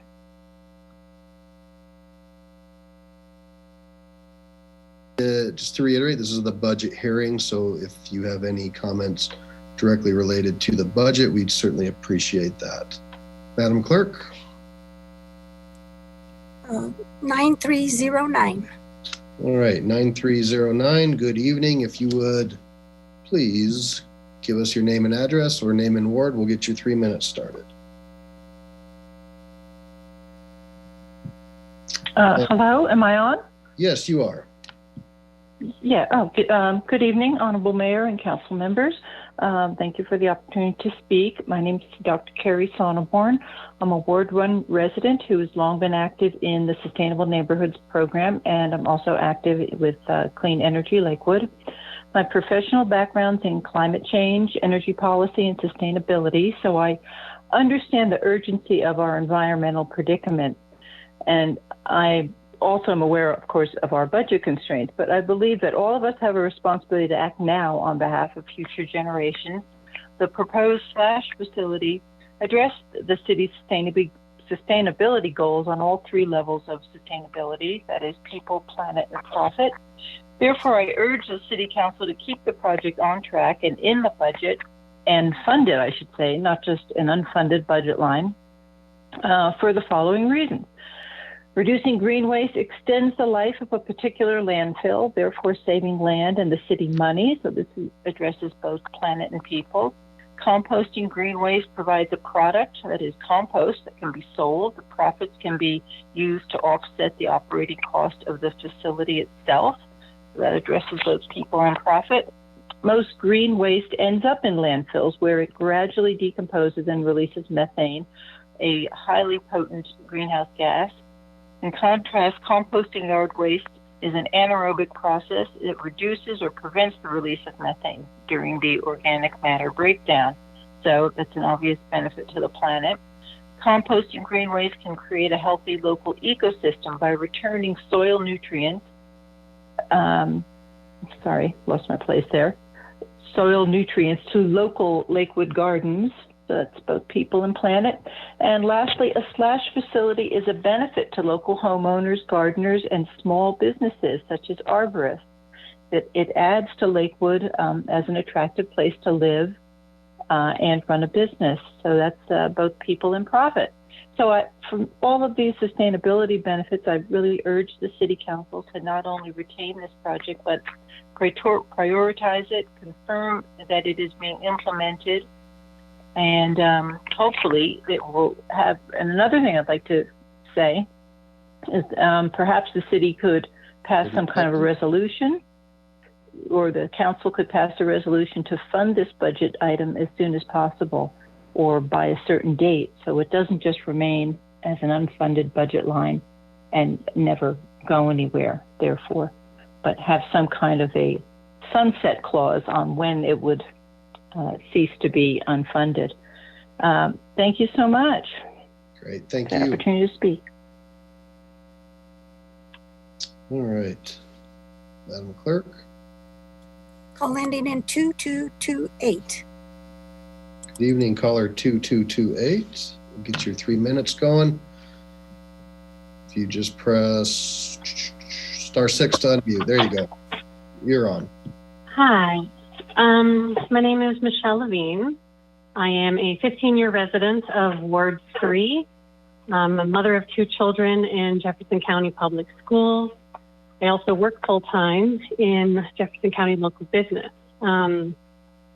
This is my first time calling into a meeting, so I don't know if I've done this right, but my comments are related to my ward representative and Anita's complete unprofessionalism, to say the very least. I don't believe she performs her required duties. It doesn't appear she even wants the job, as she only seems to serve her own agenda and not those of her constituents. I have several examples, if I may. Like I said, I've never called in, so. I know. Unfortunately, this is a budget hearing, so we have general public comment that is general for anything, and this is actually just geared towards the budget that has just been presented. So if your comments are for the budget, we certainly welcome them. If not, you'll have to come back for general public comment. Okay, and when is that? Like I said, I'm a full-time working mother. This is when I thought I was supposed to call. My children were waiting for me to put them to bed. If you can give me 3 minutes, I would love to give you my thoughts. Well, we certainly want to make sure we give everybody the opportunity, but we do have guidelines that we follow, and that is that general public comment is for anything, and then these are public hearings that are specific for budget. So the next general public comment would not be until November 23rd. Thanksgiving week. Yeah. Okay, well, Anita, you have a couple of weeks to show that you would like to perform your duties as a council person. So far, you haven't really. So let's see what can happen in the next month. I've got quite a few examples. I would love to not have these examples. So if we could, please perform your duties, and I will call back in and perform mine as a constituent and give you my thoughts during the general time I'm allowed to speak. So I will check back in on November 23rd. But the ward is watching, Anita. We're not pleased with you. Okay. So, well, thank you very much. All right, Madam Clerk. Call ending in 3048. All right, good evening, caller 3048. We will start your 3 minutes. Hello, my name is Mark Simmons. Good evening, Mayor and City Council members. I live in Denver, and I represent a company who did the presentation to the council last month and also quite a while ago. This is about Clean Energy Lakewood and a reminder of our program. It is a solar and energy efficiency program that has 3 goals. One is to make a large-scale conversion of homeowners to, particularly low-income homeowners, to carbon-free power. It saves the homeowners money. It makes money for the city, and creates a long-term income stream for the city. For example, if 10% of the homes in Lakewood signed up, it would be $1 million a year in income for the city. I'd like to speak to anybody on staff or council at a future date to go through all the details. Thank you very much. Great, thank you. All right, Madam Clerk. Call ending in 8851. Good evening, caller 8851. While you're getting ready to unmute, just so everybody knows, that is the last person who has their hand up to speak. So if you would like to speak, please raise your hand. Good evening.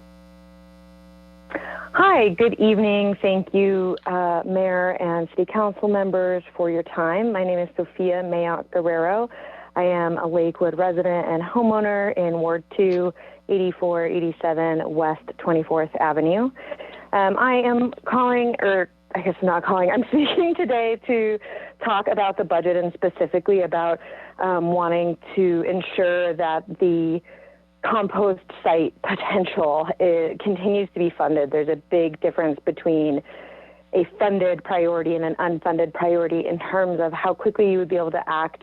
I believe it was the person presenting on the issue that stated that it was in fact really difficult to find the right location, that there was a lot of factors that had to fall into place, which in my mind actually makes it all the more important that that money remains on hand, because you cannot know when all of those variables will work out, and this should be a massive priority. I am a climate policy and environmental justice expert, and in addition, and a political advocate more generally. But I'm also hopefully at the beginning of a long-time residency here in Lakewood. I bought my home 1.5 years ago. And yes, from the climate perspective, composting is an incredibly effective way to reduce a huge amount of carbon, because both the composting rather than yard waste going to the landfill sequesters carbon, but then the soil health that residents would then get to have based on using and buying back that compost will increase the ability of the land to sequester carbon. That is true. It is very effective. It is incredibly key component, especially to local measures you can be taking on mitigating the impacts to climate change. But outside of environmental reasons, as just a homeowner who has a couple of big trees, who mows my lawn, who gets to benefit from having some residential chickens, I have a couple dogs, I go through a lot of yard waste, and it is mindlessly frustrating for me that there's nowhere for me to take it. The waste management that I use doesn't actually allow for yard waste without a bag, which means that if I've raked it into, say, a wheelbarrow, I still have to end up bagging it, which sort of dumps it onto the driveway, and it can be this really difficult process. It's really heavy. Lawn clippings, anybody who's dealt with that, which I'm sure most of you have, is really heavy. 30 seconds. And so I have a 50-pound limit on my trash, and I genuinely have to, hide all of this yard waste in my garage and like put it in my trash can little by little. So I really encourage the city to not only keep that money, but also to figure out how and where to invest that for this solution. Just as a last point, not related to any of this, I recognized in your budget plan that there is a large amount of police funding, but also specifically some TABOR-related funding that could go to police, and I really encourage folks to be looking into the best practices in terms of accountability and supporting the police in their learning of anti-bias and anti-racism. Thank you. Thank you. All right, Madam Clerk. All ending in 7634. All right, good evening, caller 7634. If you give us your name and address or ward, we'll get you started. Just press star 6 to unmute.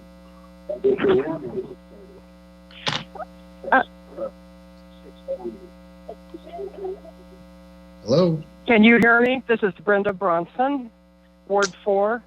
Yes, Brenda. I live at 11063 West Ohio Place. I hope you can hear me. We can hear you. Go ahead. Okay, good. Dear Mayor and councilors, I would like to make sure that this budget includes addressing the sustainability plan that Lakewood passed in 2015. It set clear, meaningful air and water goals, and yet we're not on track to meet them. And I understand we are not on track to meet the following ones. One is to reduce municipal building and facility energy use intensity by 30%, reduce citywide water usage by 20%, achieve 30% tree canopy coverage. I love the presentation the kid did on that. Reduce citywide building energy use intensity by 20%, reduce percentage of trips by single occupancy vehicles, to convert all streetlights to LED, to increase the number of households above living wage standard by 15%, and to achieve a 60% waste diversion rate. And we're just not on track for those things. And we shouldn't be using the coronavirus as an excuse not to stay on track on things that will save the planet, save Lakewood, and save money. We need to invest in our sustainable future now. And in order to catch up on these goals, I think we need to be more creative and innovative about our approaches. I wonder if there's we can brainstorm volunteer actions that we could take to do things. I don't know. I'm not an expert. I just want this planet to be a good planet. It's been a good planet for me to live on. I want it to be a good planet for my grandson to live on, and and all of your grandchildren and children, and all of you. I'm older, so I like to create a tree canopy program. I like that one, and I especially like the slash and compost facility for all the reasons everyone else has already covered better than I can. And I understand you could also create a climate vulnerability study so we can mitigate risks from flooding, hailstorms, things like that. Let's do this together, and let me know how I can help you accomplish this. Lakewood can do it. Goodbye. I mean, over and out. 10-4. All right. Anybody else that has not had a chance to speak on the budget item before us? Okay, I will close public comment now on the second reading of the 2020 revised and 2021 budget. I will now ask for the Mayor Pro Tem to please make a motion.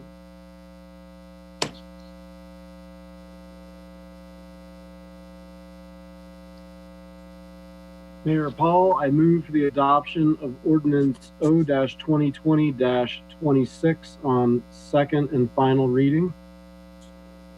Second. Okay, so we have a motion and a second. All right, and Councilor Gutwein, your hand is up.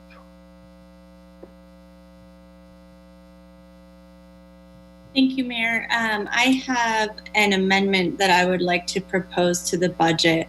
Is this the appropriate time to do so? Okay, great. Thank you.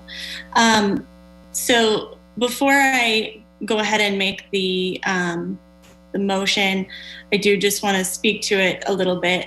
And I do promise I'll just keep it to a little bit because we heard a wonderful amount of great public comment from our community that frankly stated all of this better than I can. But I just want to start by providing a little bit of context to why I'm making this amendment. Back in 2013, Rooney Road Recycling closed its operations that accepted yard waste into the community and recycled the yard waste. So that's their leaves, tree limbs, etc. They mulched it so that people didn't have to basically throw it in the dump. That recycling effort accepted more than 40,000 tons of yard waste in just 10 months. That's the last 10 months of its operation, 40,000 tons. Lakewood citizens made up 23% of the users. And when it was closed, this resulted in about 16,000 tons of yard waste every year going to the landfill instead of going to mulch or to compost. This is about 20% of our annual waste stream. And as you heard, it contributes to greenhouse gas emissions. The thing that's great about yard waste facilities is that they can be operated so they don't have an ongoing expense for our community. You can set the fees so that it covers the cost of operation. And currently, we still don't have a replacement for this service. So we do have occasional drop-offs. They're not regularly scheduled. They're not every week. It just doesn't meet the need that we have in our community. And we're hearing from people that are storing bags of leaves, and we just don't have an adequate solution for this. I want to tell you a little bit more about the community involvement in getting this done. There was a report done in 2014 from our Advisory Commission for an Inclusive Community. In fact, some of the people you heard from tonight worked on that project. And, I know some of you have been on that committee. It takes a lot of time to get it done. I was on that. It took us a year or more to finish it. It finally got approval. I presented it actually to Mayor Murphy and was terrified to do that. But we did that and it got accepted. And our recommendation was, wouldn't it be great if we could reopen this facility with Jeffco? Now there's actually another Lakewood Advisory Commission project with the same subject. And so a whole new round of residents are working on this, and I believe it came from them, not from us, because they still want to see us get this finished. Then, as you heard, a group of Lakewood residents worked as a member of the work group to then pass the sustainability plan, which was passed and included this, this site as part of the plan. Then $800,000 were allocated to this project in 2015, another $700,000 in 2016, and most of us were on the council during that budget allocation. So it's also been in our council stated priorities during our annual budgeting process every year, or at least I can confirm that it was for the last couple of years. And it is one of our current council priorities. That brings us to now, and the funding for the slash facility was cut because a location wasn't found, and because we're facing massive budget cuts, $17.5 million of budget cuts over the next 2 years. We did also just recently get an update that there's a potential project that would be with some partners that we would not actually need to pay for the land. It's really exciting to hear this, but there will still be other additional costs, including purchasing of equipment and operational costs.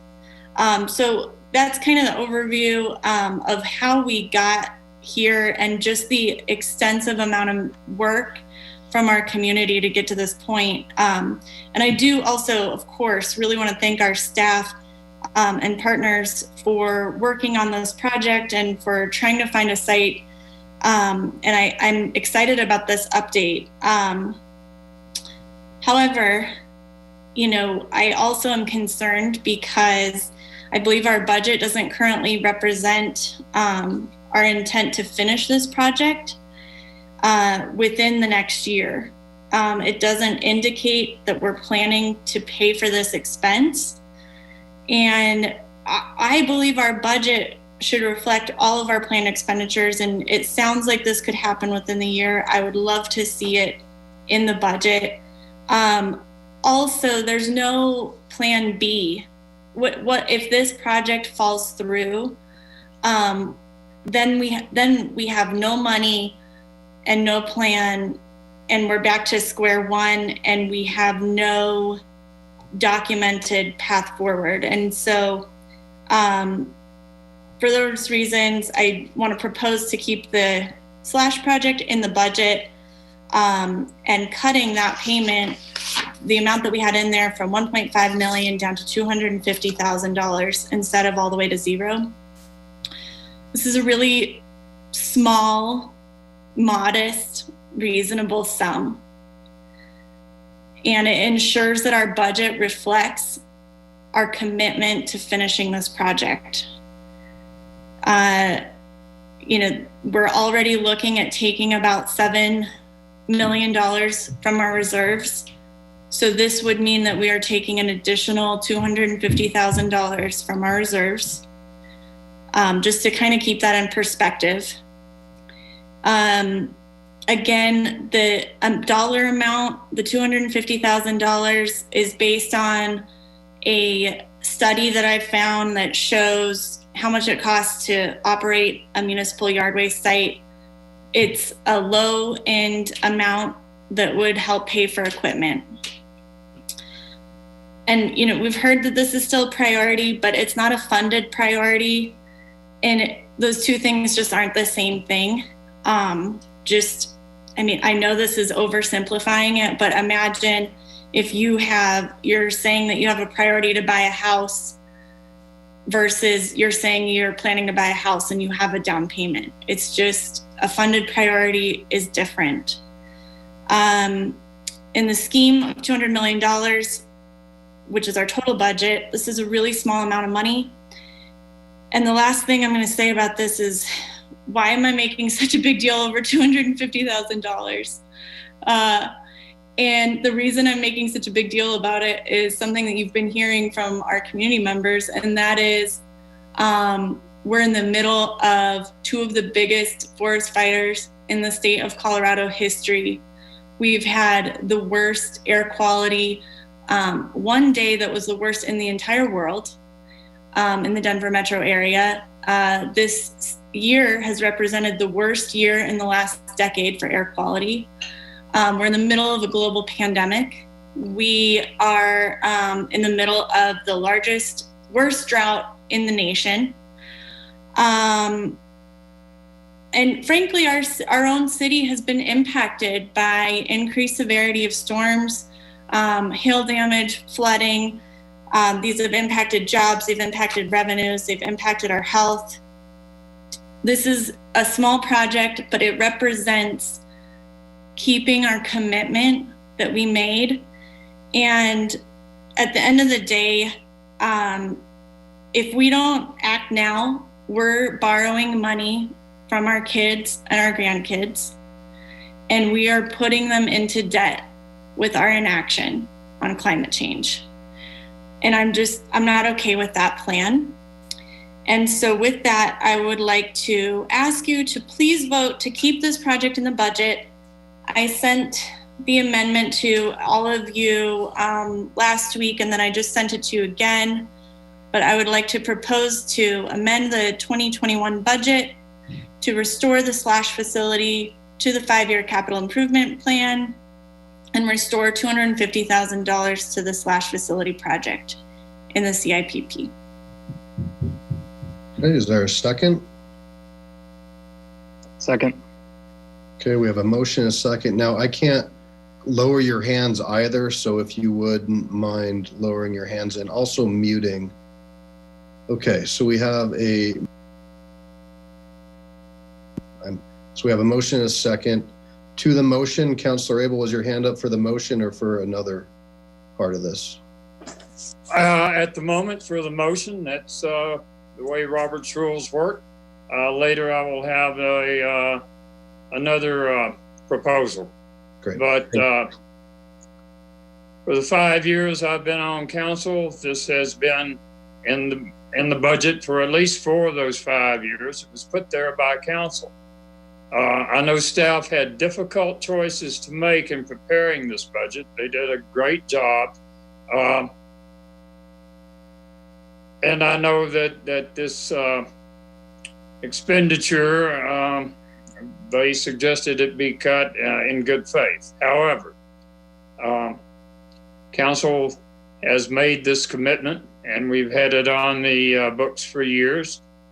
We have been, over the years, told that there is a site. No, there isn't. Now there's a site. No, it didn't work. Now we have this site. This site has some difficulty because of it's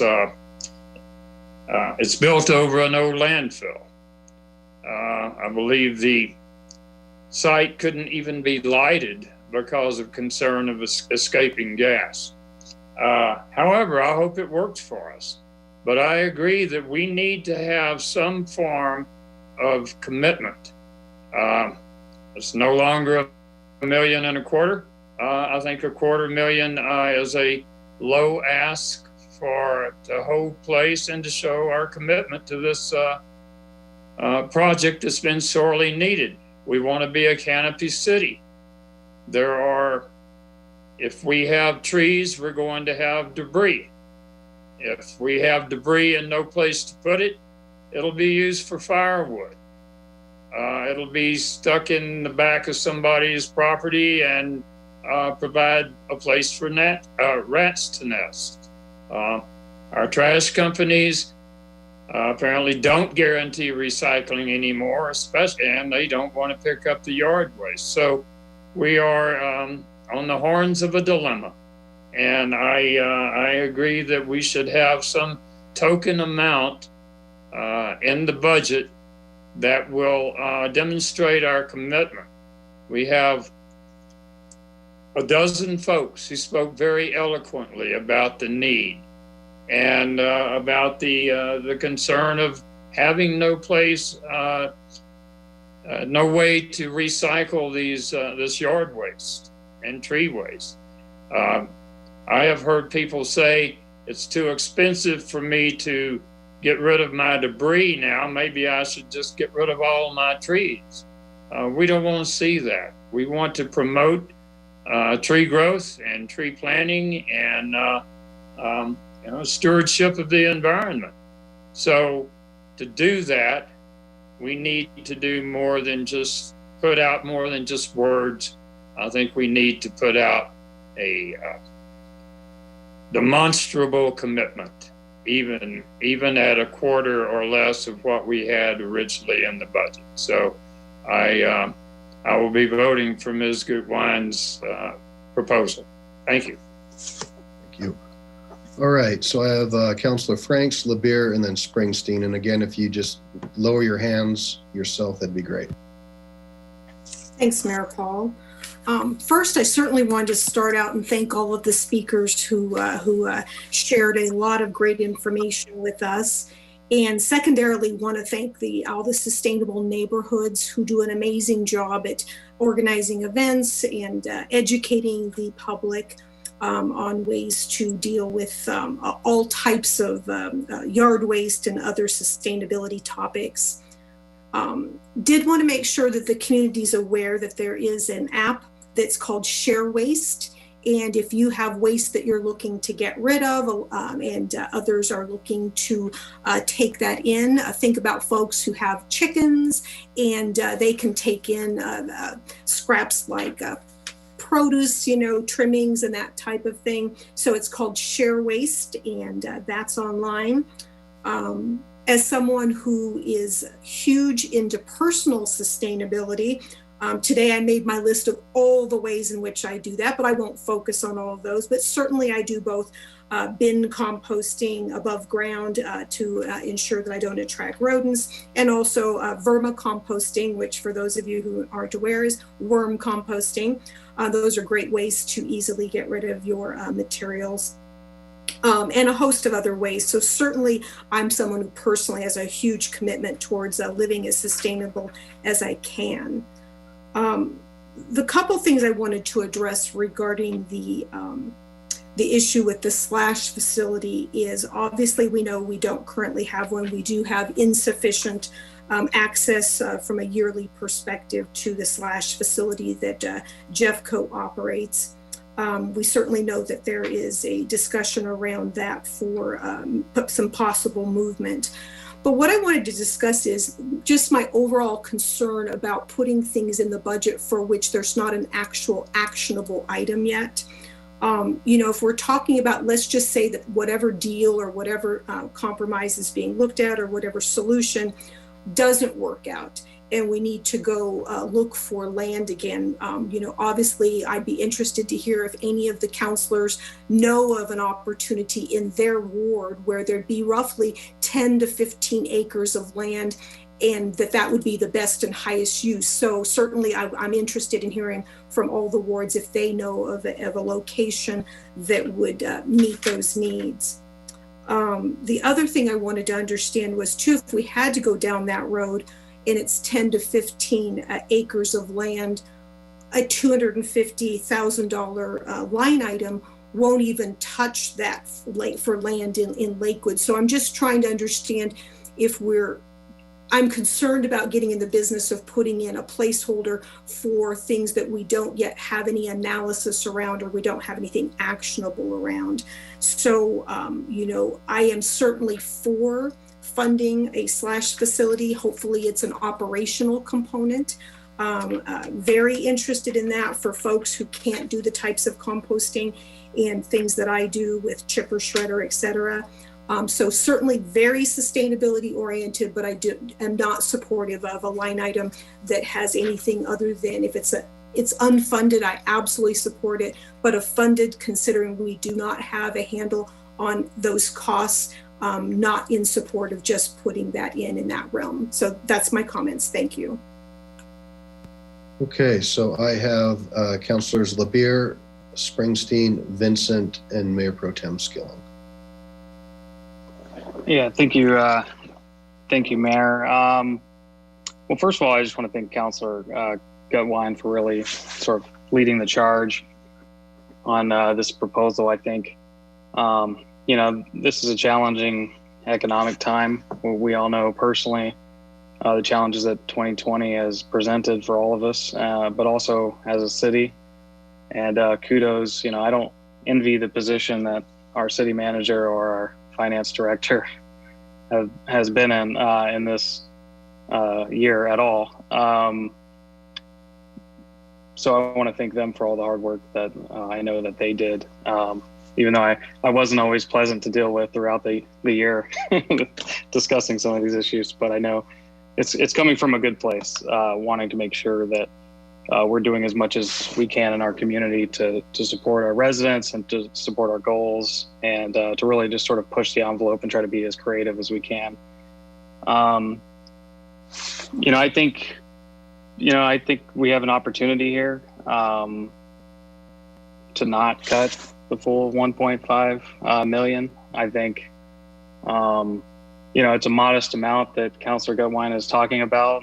250,000, as she said, is pretty modest relative to the size of Lakewood's budget. So it's kind of,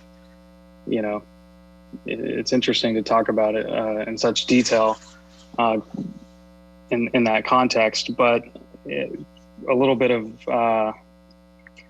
a little bit of context for our fund balance, what that means is it will probably be somewhere from 18.4 closer to 18.2. So, as a council, I think, frankly, we ask pretty little on a certain level from this process. And I think this could be a small win for our neighbors by doing it. And, I think they can rest assured knowing that we're setting aside money that some of the discussions that Councilor Gutwein and I've had, it could be set aside for, potential equipment, potential operating costs, especially if we're looking at doing this in a relatively short amount of time or as quickly as we can. And if we think about other examples of where we do this, we have $9 million, for example, that were tucked away in parks and open space. And we know we've set that money aside because that's a long-term community investment that we hope to make.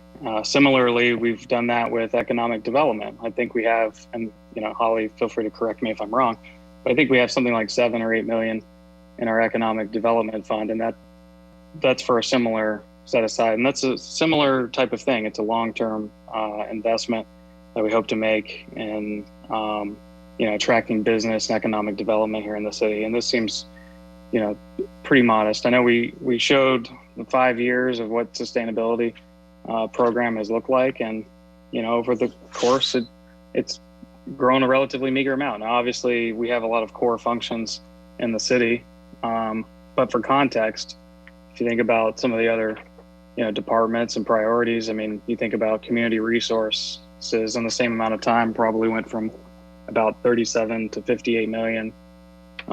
Police department went about 46 to 62 million. Public Works went about 45 to 52 million over the same course of time. And obviously this is a different thing, and money is not the main priority when it comes to sustainability. It's a different thing. Building codes are important. A tree program might be important. The way we do landscaping and our developments requiring a certain amount of trees per development is important. And so there's all sorts of different things we can, ways to attack this. But I think this is a small community investment set aside, and I think we have the ability to do it. And I hope you all support me in making this happen. So thank you. Thank you. Councilor Springsteen, Vincent, then Mayor Pro Tem. Hi. So climate is important to all of us, especially if we have children, because we want to think about the future.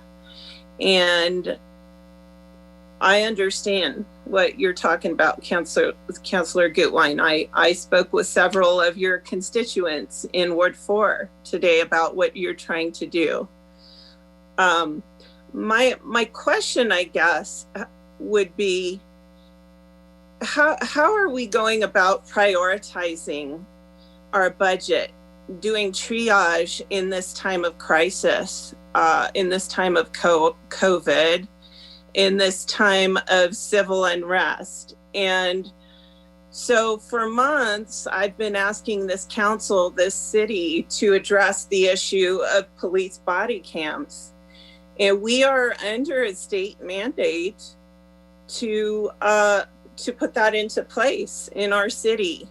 And what I have been hearing is that we're going to drag our feet and take the entire 2 years to actually get that put into place. And so I guess part of my question is, why are we spending an hour talking about this issue, about sustainability and the climate, and we spend no time talking about sustainability of life? And I'm not just talking about people who are being arrested. I'm also talking about our policemen who will also be protected by body cams. And so I guess that would be my question with this being brought up, is that why does this issue get so much of our precious time on this council, but this issue that I've been bringing up for months because I watched somebody almost die in front of me. Why does that issue get no time at all when we're talking about budget? And so maybe nobody has an answer for that today, but I wanted to bring it out in public because it's an important issue. And I want to say a few of the names that matters to. Elijah McClain, Breonna Taylor, George Floyd, Trayvon Martin, Tamir Rice, Michael Brown, and people who did not die here in Colorado, but could have, Elijah McKnight, Jeremiah Axtell. So let's talk about that with budget and how we can speed up the acquisition of body cams in this city, which we should have had many, many years ago. Thanks. Okay. Thank you, Councilor. Mayor Paul, can we answer that in terms of the timing for the body cams? That is a project that's underway. Yeah, well, that's what I was going to suggest. I mean, we certainly, Councilor Springsteen, you have the opportunity to bring up any of this with your colleagues anytime, and certainly try to have these conversations as some of these councilors have done prior. What I would like to do is we have a motion and a second on the floor. Sorry. If you want to talk about body cams and that program, I'd be happy to come back to that if that is something that you would like to continue, and we can try to have Ms. Hodson and her team address that. And I have brought that up for many months. So and Councilor, sometimes you have to work with your colleagues to gain that type of support to bring these things forward. And that's why we're having this discussion, is as you have seen in your emails, Councilor Gutwein and Councilor Abel had reached out about different issues that they wanted to bring forth for discussion and made a motion. So you're certainly welcome to make a motion as well. Okay. And I have brought it up for many months. Yes. Okay. Councilor Vincent, and then Mayor Pro Tem Skilling. Okay. I was witness to the last budget not, I'm sorry, I got thrown off with the last comments, budget not a committee. And I liked that proposal, and there were our citizens on there too. I thought it was great that we were putting it back in, but with $0. That showed to me that we still had a commitment for the slash facility when and if it came up. I got to kind of support, or I do support what Councilor Frank said. I have an objection to an unfunded item. We're not cutting it out. This can come back. I know I've been part and party of this for 5 years trying to find a place, and we keep increasing the amount. I would hate for something to come back and say, we need 400,000, let's say, for our piece of the pie, and then we've only locked ourselves into 250. As I understand it, with this line item now, we can come back with a proposal when there is something tangible for us to work on. And I'd like to respect the community members out there too who are on the budget and audit committee, and also our co-counselors on this too, because they've been working very hard on it. And as I heard from Ms. Bjorklund, I think there were at least six meetings prior to this time. And I really wish that this would have been brought up before for more of an action. I read the budget. I knew it wasn't in there, but I know it's also been something that has been there. And I felt that it was okay because we needed the money elsewhere for things that were funded. And I was pleased to see today too that the sustainability program didn't have any cuts. And if we take 250, I don't know where that's going to come from. So I am definitely in support of a slash facility and have been since even before I was on council. But I do have some concerns that we don't know what we don't know. And I'd like to offer, well, I guess I can't make an amendment, but I was hoping that at some point we could have regular updates, excuse me, on where the slash facility is. Thank you. Mayor Pro Tem?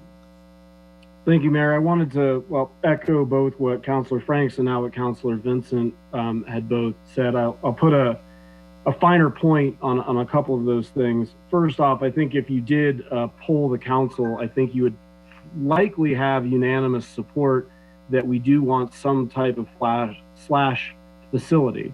I don't think that's the question before us, and I think we need to be careful not to start conflating those two issues. We're talking about the budget. We have $250,000 that's being proposed, and I want to make clear that to the community that, as Councilor Franks had stated, I think my understanding is a facility like this takes some significant acreage, somewhere 10 acres or more. This is not necessarily something that is in the city of Lakewood sitting there waiting for us to purchase. That's why it's a challenge. Certainly $250,000 doesn't buy that. I think what Councilor Vincent was getting at, it sounded like if we have the priority, have the line item in there, make sure that's restored, then you can have it both ways. And what I mean by that is, and I'll ask Ms. Hodson to correct me if I'm wrong, but whether it's golf course things that have come along with the leasing that we've done on the golf courses, these big expenditures, if we have this line item in here, let's say we don't fund it with the $250K, and an opportunity comes around, and I don't know if that's a $100,000 opportunity or a bigger opportunity. We have a mechanism to address that when it comes up. And especially if we have this as both a priority and a budget line item. Am I correct in that? Yes, that's accurate. We would come to council. You would need to make that approval, of course, but we would come to you with that request for funding and then identify where the funding would come from, whether that's from the fund reserve or some other place, depending on the circumstances. Besides the golf course, with it. You're breaking up. You're chopping up. I'm sorry. As it relates to the golf course, we came to you first with a study session saying we were having a problem with the irrigation system, and that will you give us permission to go get financing and come back? Can you hear me? You're all looking at funny. You can hear, okay. Yes, back to you once we had talked to the financial consultants, and that indeed was approved. Another thing I think about that we came to the time when we don't have matching dollars. Nope, you can't. Kathy, will you just cut your video really quick? Cut the video, please, and we'll probably get your audio. Yeah, just cut the video. I'm happy to. Can you hear? I'm happy to cut the video. Now I don't have to. We're about to talk about a secondary example. Okay, another example would be and this you'll remember this, the many times we've come to you because we've had the opportunity to secure a grant. Can you hear me now? No. Doggone it. But I said, can you hear me? And you all said no, which means you're starting off fine and then you're cutting out. Okay. If I said grant opportunity and we had to come to you to find matching dollars, like think about police department when we've come things now, doggone it. So, but I think we get the gist of it, that there's an opportunity. So. And maybe Holly, maybe you can help me, or at least if there's another question, maybe you can help with that. Thank you. Sorry. Mayor Pro Tem, does that exhaust your question? Or yeah, I think that just the gist of it. I just wanted to make sure I wasn't missing something. That I just wanted it to be clear that as we've done in the past and as we would do in this case, I mean, I presume, unless Holly says differently, but I presume that we can be flexible as those opportunities present themselves, but then also not have the $250,000 in this line item, which obviously would come from somewhere else, which may be a program or an FTE position or something else that we need to keep in there. But thank you, Ms. Hodson, for trying. Yes, we can make an amendment at any time to address any change that you want to make for the budget.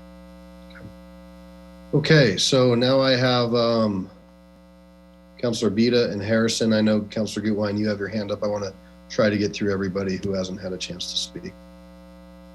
So Counselor Beta and then Harrison. Thank you, Mayor. So just real quick, I agree with some of these comments that have been made, that we can always come back and amend the budget. We have a process to do that.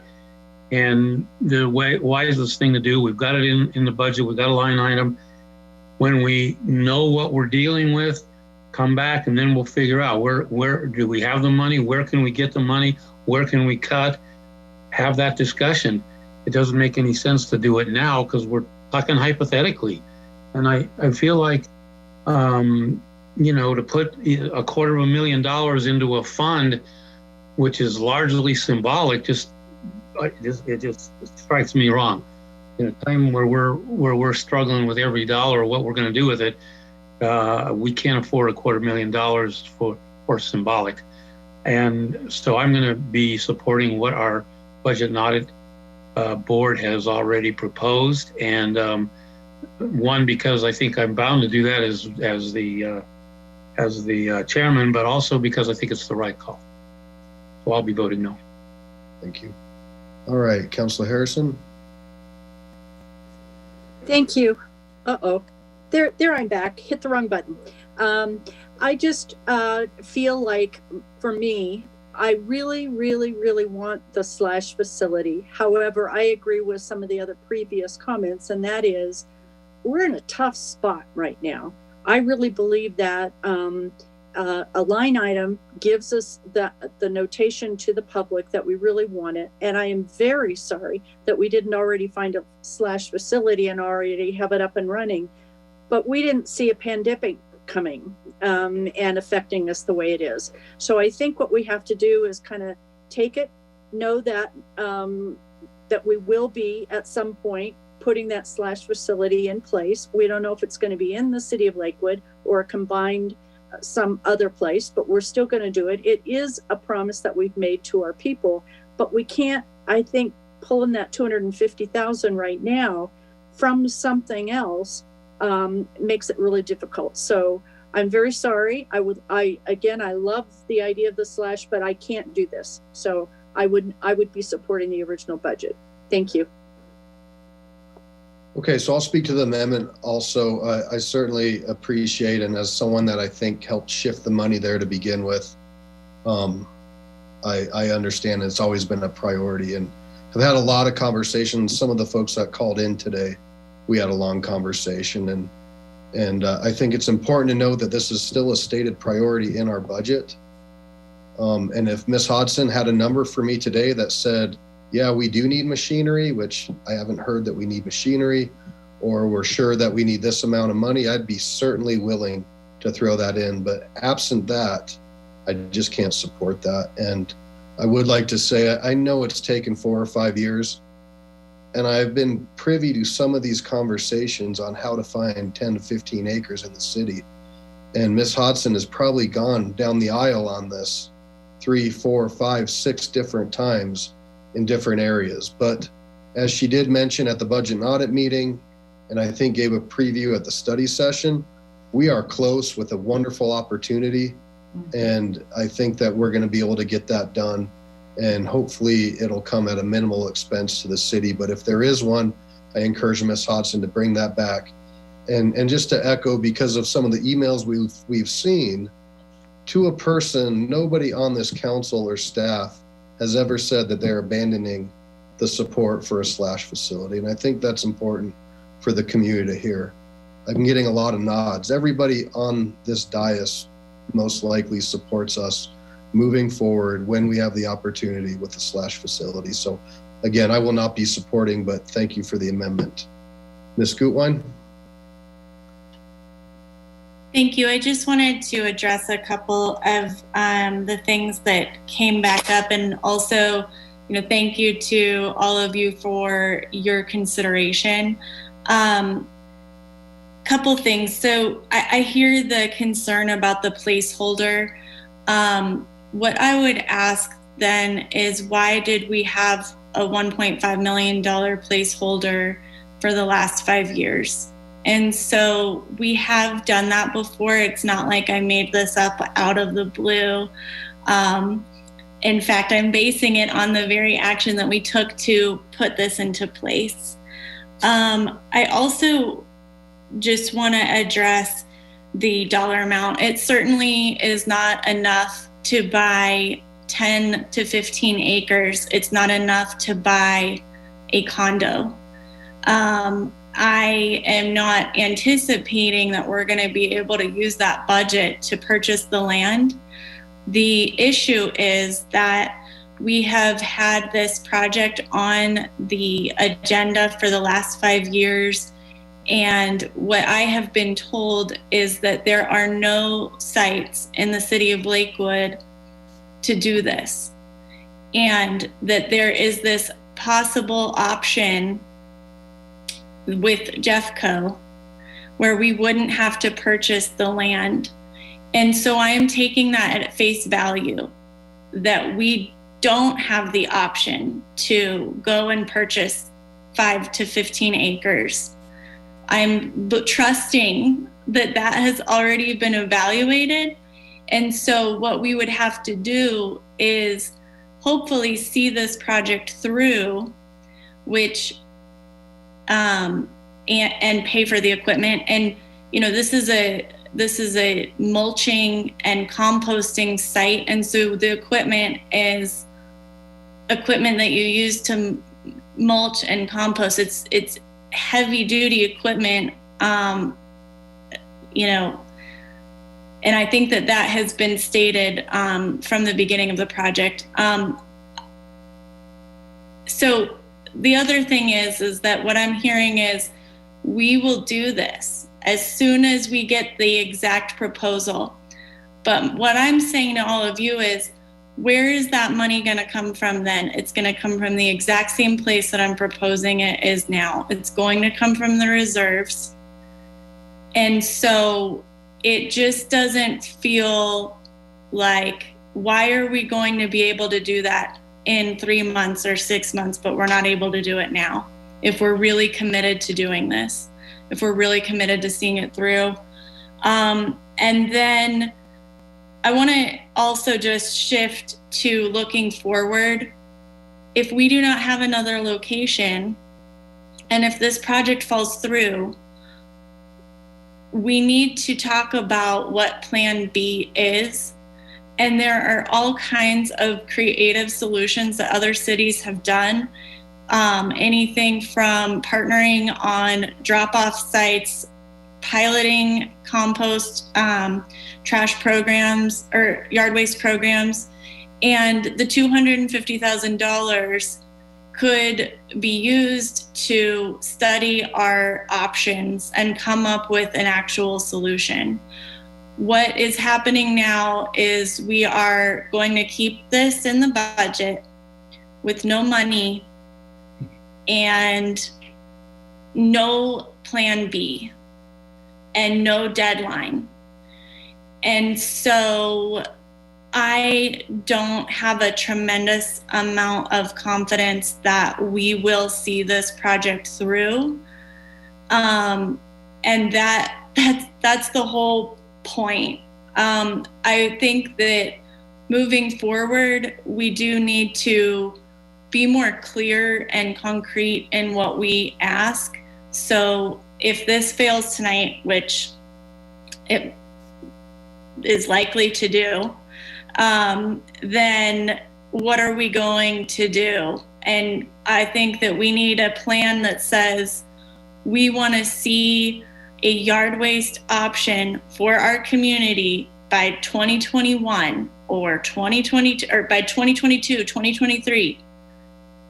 We want to see something, and not we're committed. We can be committed till we're blue in the face and never have anything done. So one last statement I want to make is that reducing our greenhouse gases is important to 68% of our community. That's in the 2018 citizen survey. So almost 70% of our community think this is very important or imperative, or extreme. I think let me just see exactly what it says. Essential or very important. And our sustainability budget is 0.25% of our total operating budget. So just to put that in perspective, we're spending 0.25% of our total operating budget on something that is very important to our community. And then I just want to answer Councillor Springsteen's question too about body cams. I actually share your belief that we need body cams, and obviously, regardless, we're mandated now by the state law. And I didn't raise that issue because I asked the question in our in the beginning of this process, and we are using my understanding is we're using the TABOR funds to pay for those cameras. And so I know that is going to happen. I know that it's funded and I know it's mandated. And so, you know, and I also understand that our department is supportive of having the body cams for, you know, I mean, again, it's mandated, but I do know that is the case. So I do thank you for raising this issue, and it is really important. And it is funded and it will get done. So that's why I was raising this one. So with all that said, thank you all for your consideration. And I do look forward to working with you to get this done. I'm not going to give up. So I look forward to continuing this process. Thank you. Right. Okay, so we have a motion and a second, and a two-prong. One is replacing the line item and then adding $250,000. So thank you for the discussion. Anything else? I don't see any. Please cast your votes.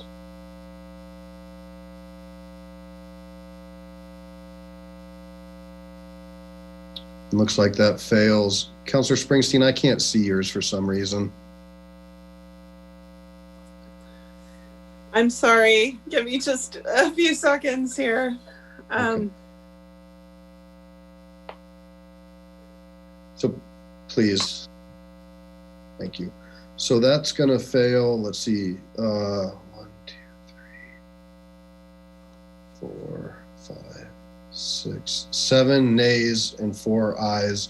The nays being Paul, Beta, Franks, Johnson, Vincent, and Skilling. Okay, thank you.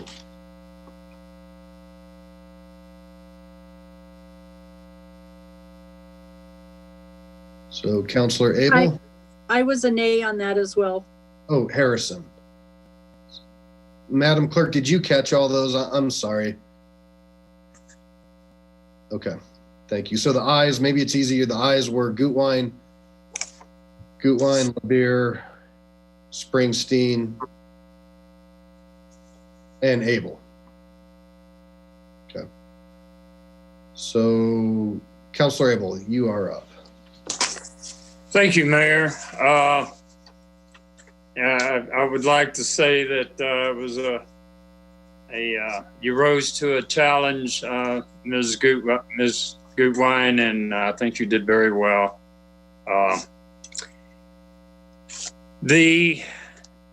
My concern is that we are going to spend $800,000 to rip out and replace tennis courts that are perfectly serviceable as they are, and spend $800,000 that I think could be spent better elsewhere to do so.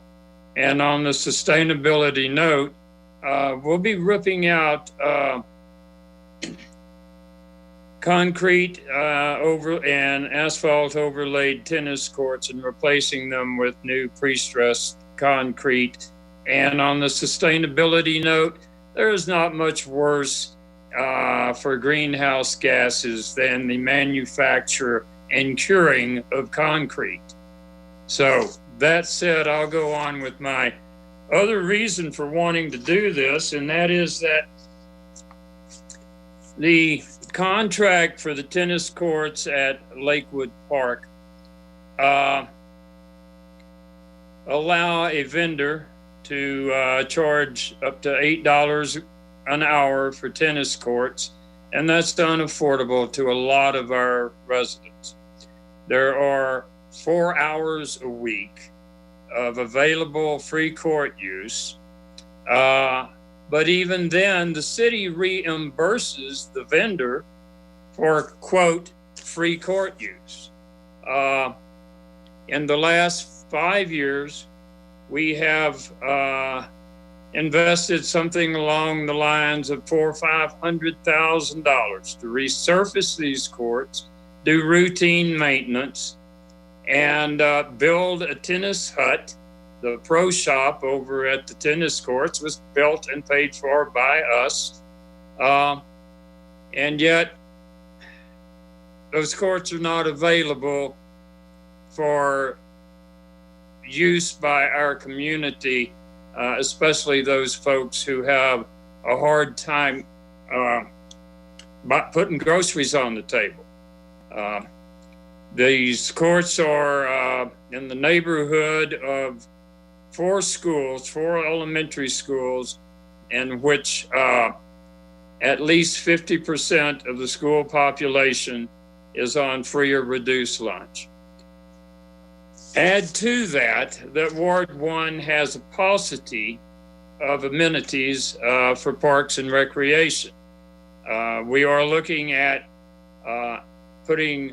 improving the trails in Bear Creek Park, and I think for good reason. We have heard the concerns of people who use those trails and the difficulty that they do present. However, there are many places in Ward 1 that don't have any courts or any walkways, or the ones that do are inadequate or are not very encouraging for use. My proposal is that we take the $800,000, defer the replacement of those courts for another time when our revenues are much better, and use these monies to do, I have 3 projects proposed. The mayor had suggested 2 weeks ago that perhaps these the removal and replacements of these courts was a contractual obligation on our behalf.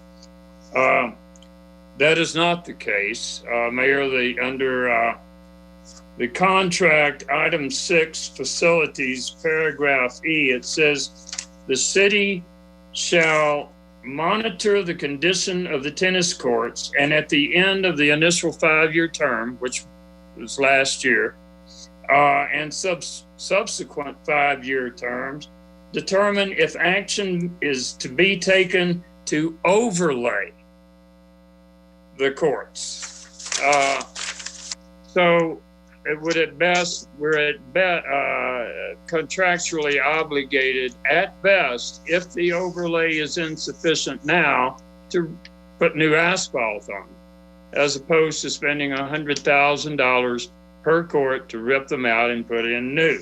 My proposal is that we fund instead 3 projects, and if the money doesn't stretch for all 3, the orders of priority would be, number 1, to link existing multi-use paths at Bellows and Sunset Parks, providing a continuous pedestrian and bicycle path from Sims Street to Kipling Street.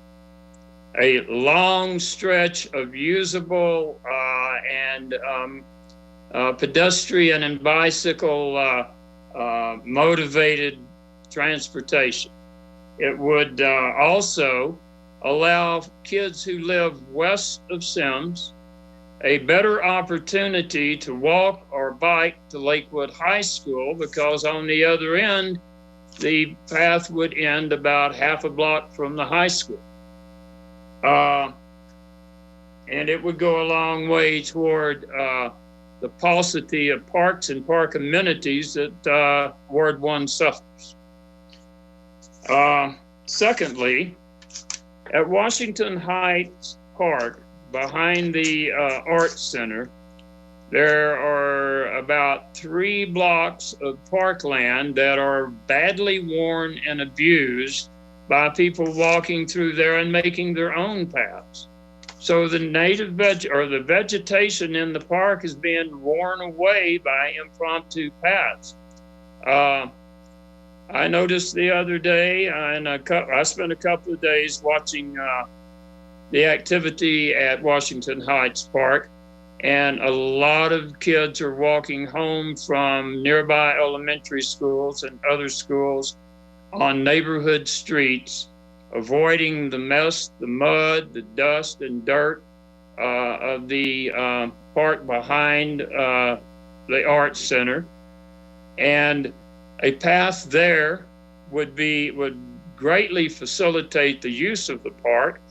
It would avoid the continued trampling of the vegetation that's already in place, and it would provide kids a safer way to school, as would the Sims to Kipling path. Thirdly, if the money is available after those 2 links, I'd like to see a link there over at Addenbrook Park off Garrison Street. There is a sidewalk that's used for bicycling and walking and sometimes horses. But there is a new public arts display. The sidewalk from the street doesn't lead to the public art display. Instead, the path to it is placed next to the parking lot, encouraging more vehicle traffic and not providing a convenient path for bicyclers or pedestrians to just veer off the existing sidewalk and go the 50 yards or so to the public art display. Instead, they'll have to walk about 150 yards around the display to the parking lot and then back up to the art display. It's inconvenient and certainly doesn't encourage pedestrian use. So my proposal is that we take the $800,000 and put it to better use on multi-use paths on the parks. I have checked with the Jefferson County open space folks who say this $800,000 is not earmarked. It is part of our discretionary funding from the attributable share of open space funds, which comes from sales tax. So there would be no prohibition of using the money for this park and recreation use that would facilitate other forms of mobility than vehicles. Also, the concern has been raised that, oh, you're bringing this up at the 11th hour. Well, the 11th hour is all we have left, just like with the slash facility. The money, the line item expenditure was not known to us until we got our budget document a little over a month ago. After that, we had a study session and then first reading. At first reading, I brought this up. I mentioned it at the study session.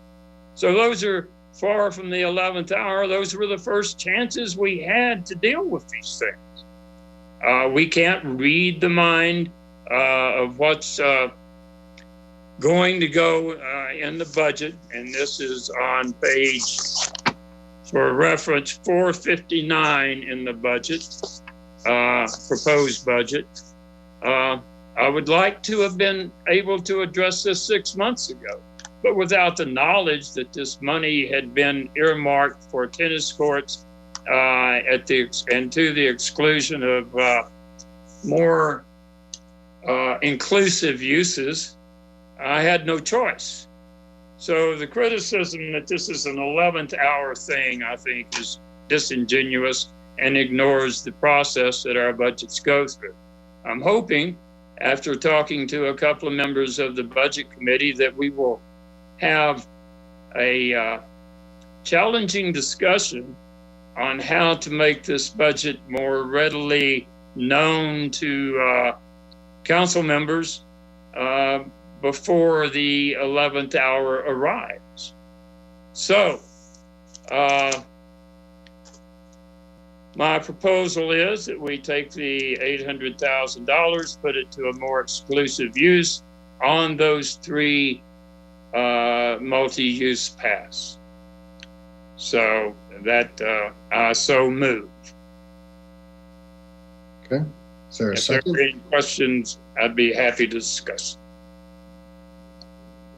Is there a second? Second. Okay, we have a motion and a second. Okay, where to start?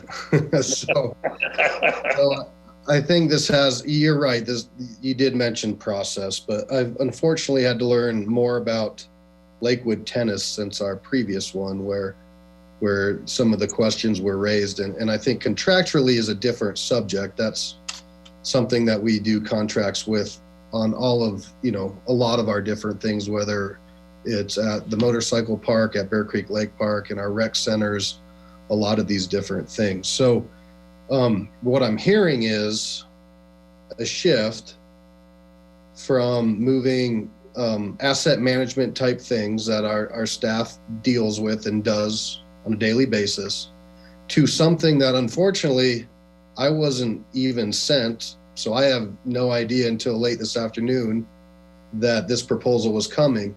Further, staff isn't aware of this or has any idea of these areas or if they're part of our priorities, because we do have a connections priority system. So there's some issues there in that we don't know if these proposals would even be all on our land, if we have the easements, if open space dollars are actual eligible. So there's a lot of questions there that I certainly understand if council wants to have further conversations about how we utilize open space dollars. That's certainly, I think, something that merits and even a study session on how they work, where they work, and whatnot.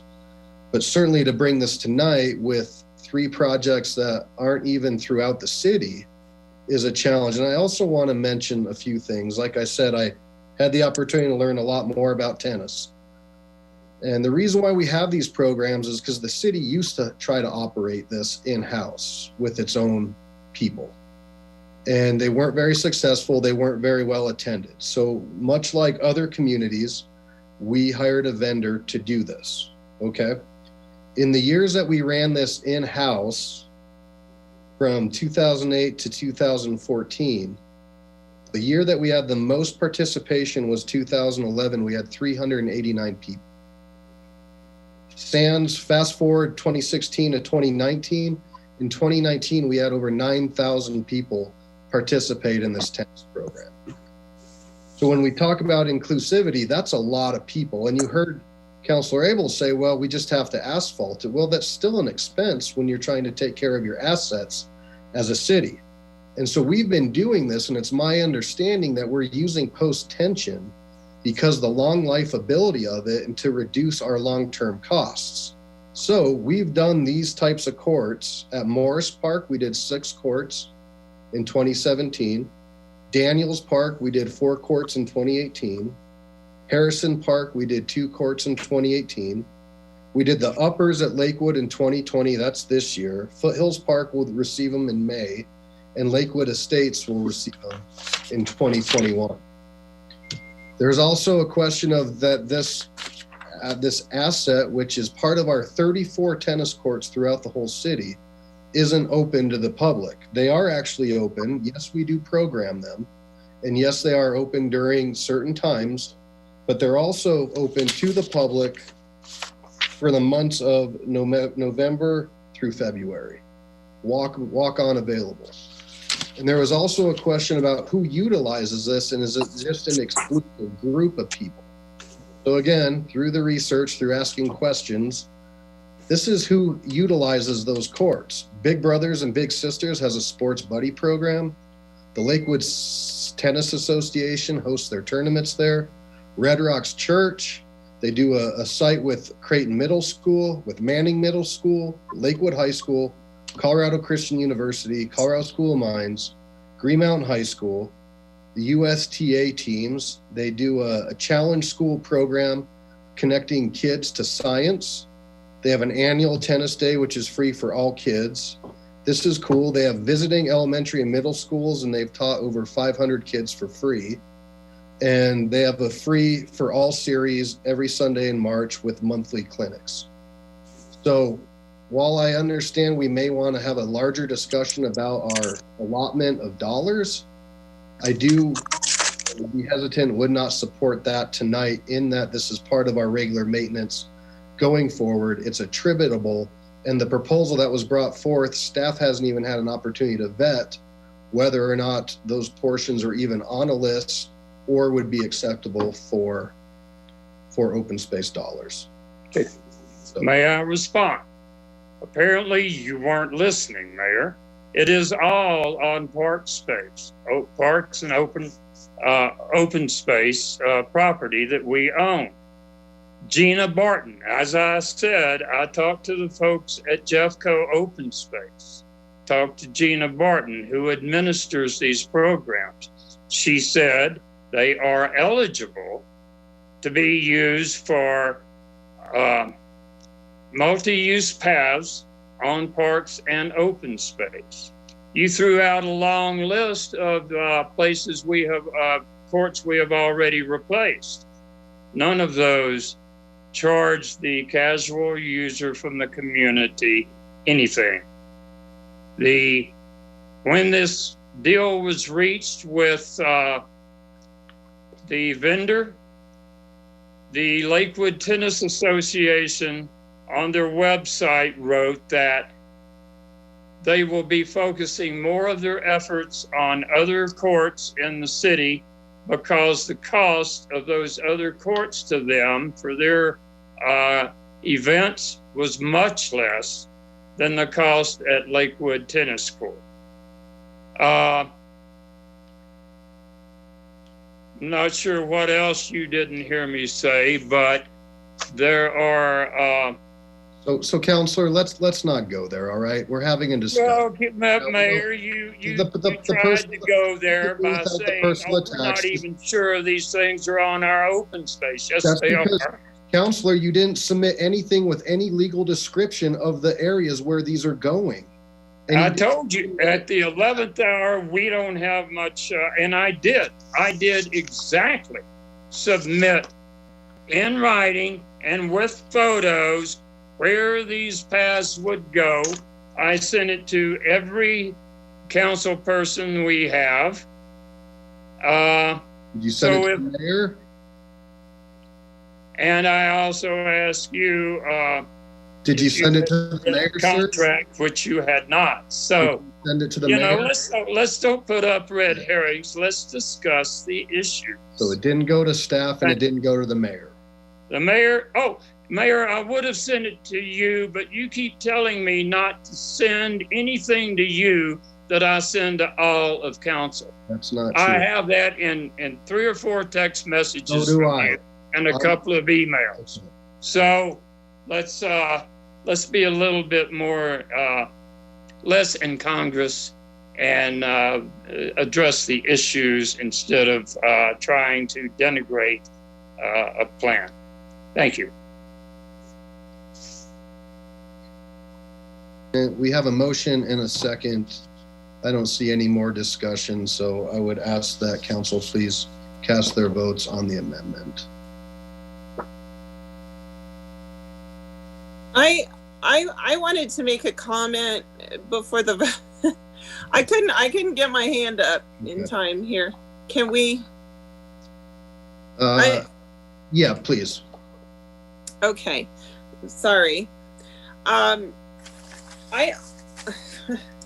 I don't know where to start either, but I wanted to speak out in support of Councilor Abel.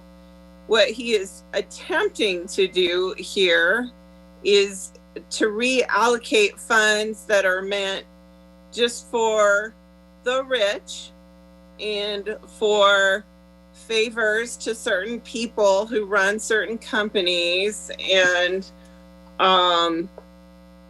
to reallocate it to people who are more in need. And the example that came up in my head is my own park in Ward 3, Lasley Park, where we need a new tennis court, and they redid the surface of the tennis court. However, it's already falling apart.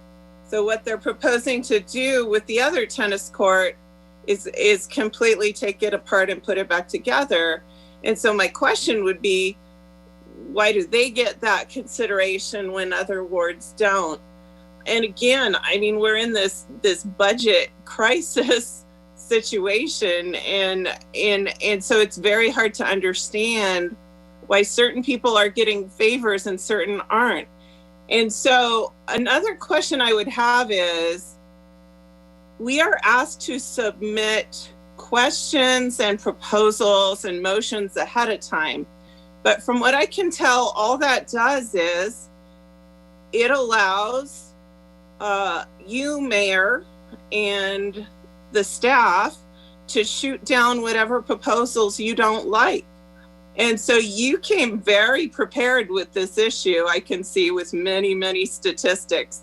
I don't know how much time you all put into preparing to shoot Councilor Abel down, but it was a considerable amount of time. And so a lot more time than has gone into reviewing the body cam issue.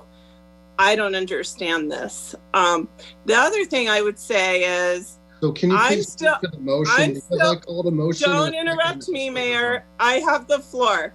You do, but I'm asking you to I have the floor, Mayor. Because I gave you a special opportunity. I have the floor, Mayor. Call for the vote, Councilor, please speak to the motion. I am speaking to the motion. So the last thing I wanted to say was that I'm still learning Robert's rules. I have a lot to learn because nobody will give me any guidance on this council with regard to that. But I will say, having a debate with a councilor who is attempting to set forth a motion has to be against Robert's rules, Mayor. And so I would suggest that you start following Robert's rules. Thank you. All right, so we had a motion and a second. Please cast your votes. My hand is up, Mayor. I granted Councilor Springsteen the opportunity to weigh in because she didn't have a chance. My hand is up, Mayor. You came up with statistics, and we never kept track of court use before this vendor came on the scene. If we did, tell me how many people used the Daniels Park Court last year. So that motion fails. Please put your votes back up, please. 1, 2, 3, 4, 5, 6. 1, 2, 3, 4, 5, 6. Councilor Vincent, 7. 7-4. The nays being Paul, Beta, Franks, Skilling, Harrison, Johnson, Vincent.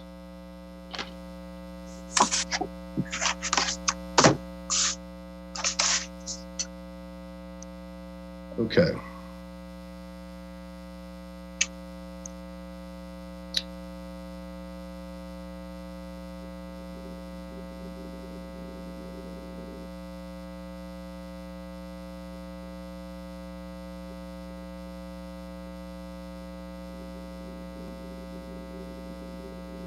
So I'm just lowering because there were some hands up. So continuing forward with the budget.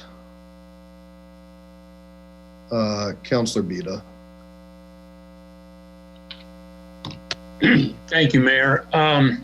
I'm going to ask for a point of clarification here because as I mentioned in my report from the Budget and Audit Board, they did make a recommendation that the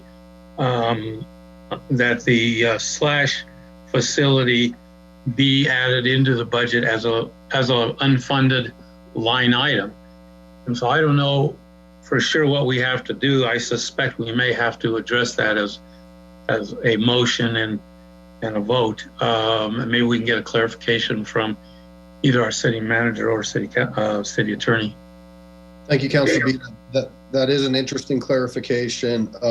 Mr. Cox, I guess because that was part of the original motion, does that need to be remade by somebody on the winning side? Or two, can it be made as a separate motion because that was included with two things? And three, does it need to be a motion to have that page put back in to the budget? I think it was page 444, I think, in the previous. Let me make sure I understand Councilor Bita's situation here. So the recommendation of the Budget and Audit Board was to do one of the things that was proposed earlier this evening. That is to restore the project to the budget, the appropriate location in the budget book, but not to fund it in any amount. Is that correct, Councilor? Yes, Mr. Cox, that is correct. Thank you. And we didn't end up there on the amendment, correct? We ended up with the proposal to restore the project not passed. It was presented with two bullets. Yeah. One was restoring the language, and then two, adding money to it, 250,000. So right. Both of those went away, but that is still a recommendation of the Budget and Audit Committee that page be reinstituted with no dollar amount.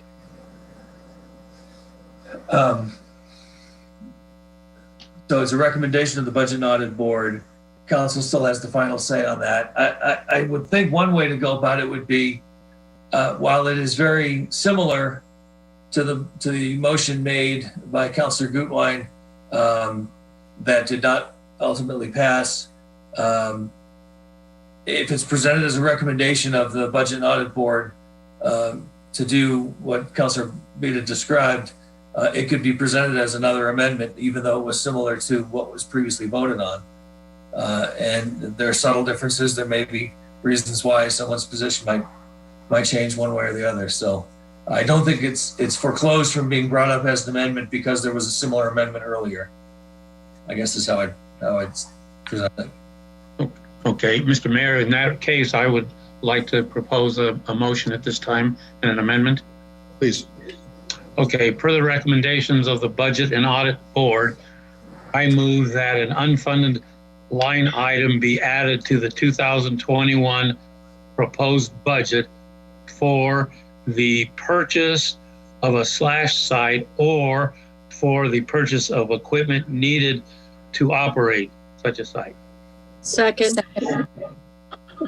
Okay, we have a motion, a second. Any discussion? Councilor Gutwein? Thank you. I do want to thank the Budget and Audit Board for discussing this issue and offering this step.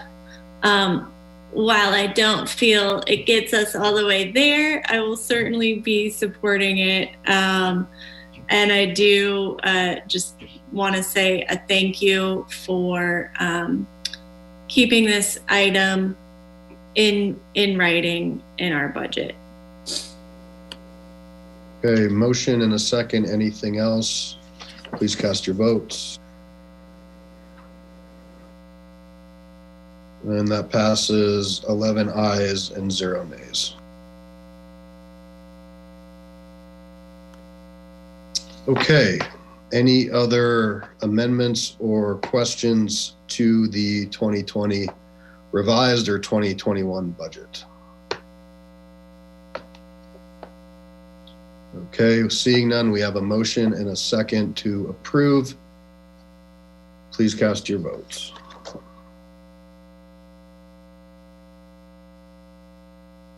And that passes, let's see, 9 ayes and 2 nays. The nays being Springsteen and LeBeer. 3 nays, Mayor. You had Councilor Abel as also the nay. Okay. So let the record note 3 nays, Councilors LeBeer, Abel, and Springsteen. Thank you. For some reason, my frames move around on me, so.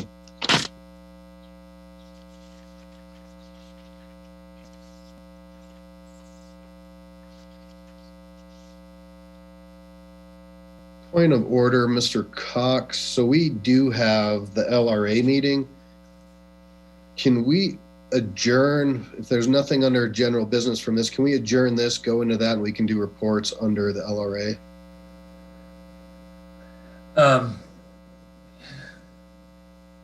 Yeah, I think you can. You could adjourn, you could recess and go to the LRA and come back if you had additional business to deal with as the council.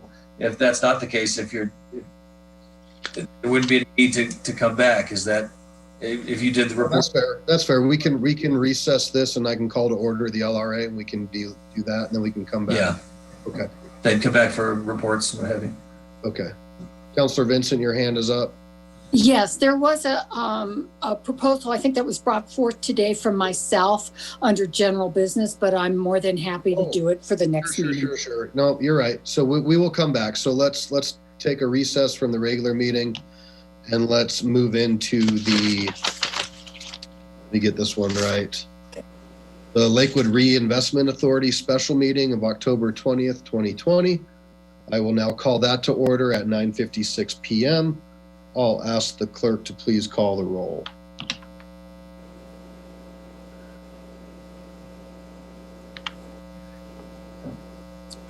Paul?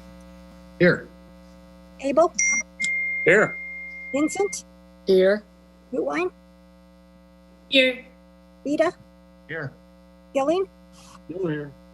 Springsteen? Here. Franks? Here. Johnson? She's here. LeBeer? Here. Harrison? Here. We have a quorum. All right, so we had a presentation, all but brief, from Mr. Smith, and this one was full of pretty pictures, but he did mention that probably in the coming year or 2 years, we're gonna start to have more in-depth conversations as things in the urban renewal start to expire along those lines. So I will open public comment on the Lakewood Reinvestment Authority, and that number is the same as the previous 253-215-8782. Webinar ID 923-3527-0731. You'll press 9 to speak and *6 to unmute. So I'll open the public comment on the LRA.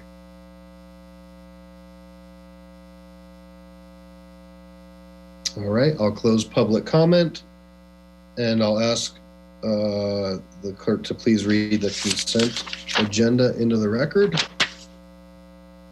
The consent agenda includes items 4 and 5 inclusive. Item 4, Resolution LRA 2020-2, designating the public place for the public place for posting notices pursuant to CRS subsection 24-6-402 of public meetings for the Lakewood Reinvestment Authority for the years 2020 and 2021. Item 5, approval of minutes of Lakewood Reinvestment Authority, Lakewood Reinvestment Authority Board Meeting, February 10, 2020. Okay, thank you very much. That's a tongue twister. Okay, could I actually I'll open public comment on the resolution LRA 2020-2. I'll close public comment. Commissioner Skilling, if I could please have a motion on the consent agenda. Chairman, I move for approval of the Lakewood Reinvestment Authority minutes and for the adoption of Resolution LRA 2020-2, all of which are included in the consent agenda items introduced into the record by the city clerk. Second. Right. We have a motion and a second on the consent agenda. Any discussion? Seeing none, please cast your votes. That passes 11 ayes, 0 nay. I'll now open the public hearing on item 6, resolution. On item 6 on the 2020 and further on the budget for 2020 and 2021. Anybody wish to speak on that? Seeing none, I will close public comment. And Mayor Pro Commissioner, could I have a I need to read it into the record. Yes, please. Thank you. Item 6, resolution, public hearing LRA 2020-3, authorizing a revised budget of the Lakewood Reinvestment Authority for the year 2020 and further adopting the annual budget of the Lakewood Reinvestment Authority for the fiscal year beginning on the first day of January 2021 and ending on December 31, 2021, estimating the amount of money to be derived from tax increment financing and setting forth the appropriation for each fund. Okay, now I will take a motion. Commissioner Skilling. Chairman Paul, I move for the adoption of Resolution LRA 2020-3 on second and final reading. Second. Motion is second. Any discussion? Seeing none, please cast your votes. Looks like that's 11. Councilor Springsteen, I can't see yours. 11 ayes, 0 nays. Okay. Anything under general business in this portion? Seeing none, I will adjourn the Lakewood Reinvestment Authority special meeting of October 20th, 2020 at 10:01 p.m. And we will go back into the regular meeting of October 26th, 2020. And we will pick up at general business with a proposal by Councilor Vincent. Yes. Hi, I sent out a proposal to everyone. We have had a lot of issues come forth from both as council and from the general public around diversity. I'll just put it in that bucket. And we found out, or I found out when we were interviewing some people, that there was an ad hoc committee at the Lakewood Advisory Commission on diversity. And I know that there's people that are very enthusiastic about that. They're smart and they want to pursue some of these items. So my proposal is to make it a permanent committee. And I don't know if that be a permanent committee under the neighborhoods or a separate permanent committee. But I think there's some issues, and I think that there's a lot of good work that could be done. So rather than an ad hoc, I'd rather see it be permanent. And that's my proposal. Okay.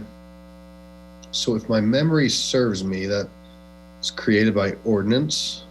Okay. I'm kind of talking out loud here.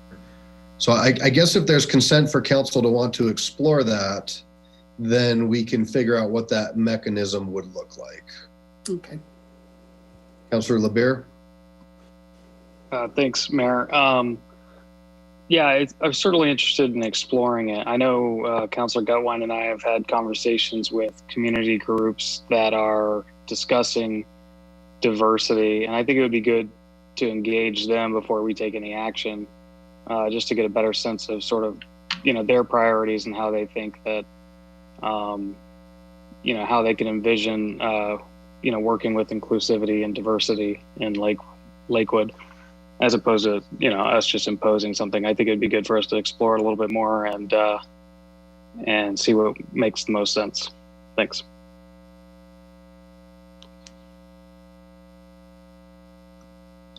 Councilor Gutwein? Thank you. I'm also certainly open to discussing and have, as Councillor LeBure just mentioned, had a lot of conversations with people that want to raise justice and equity issues to our community. I would love to engage them in this conversation. And one concern that I have is that if you pass a proposal through the Lakewood Advisory Commission, it doesn't necessarily mean anything's going to get done.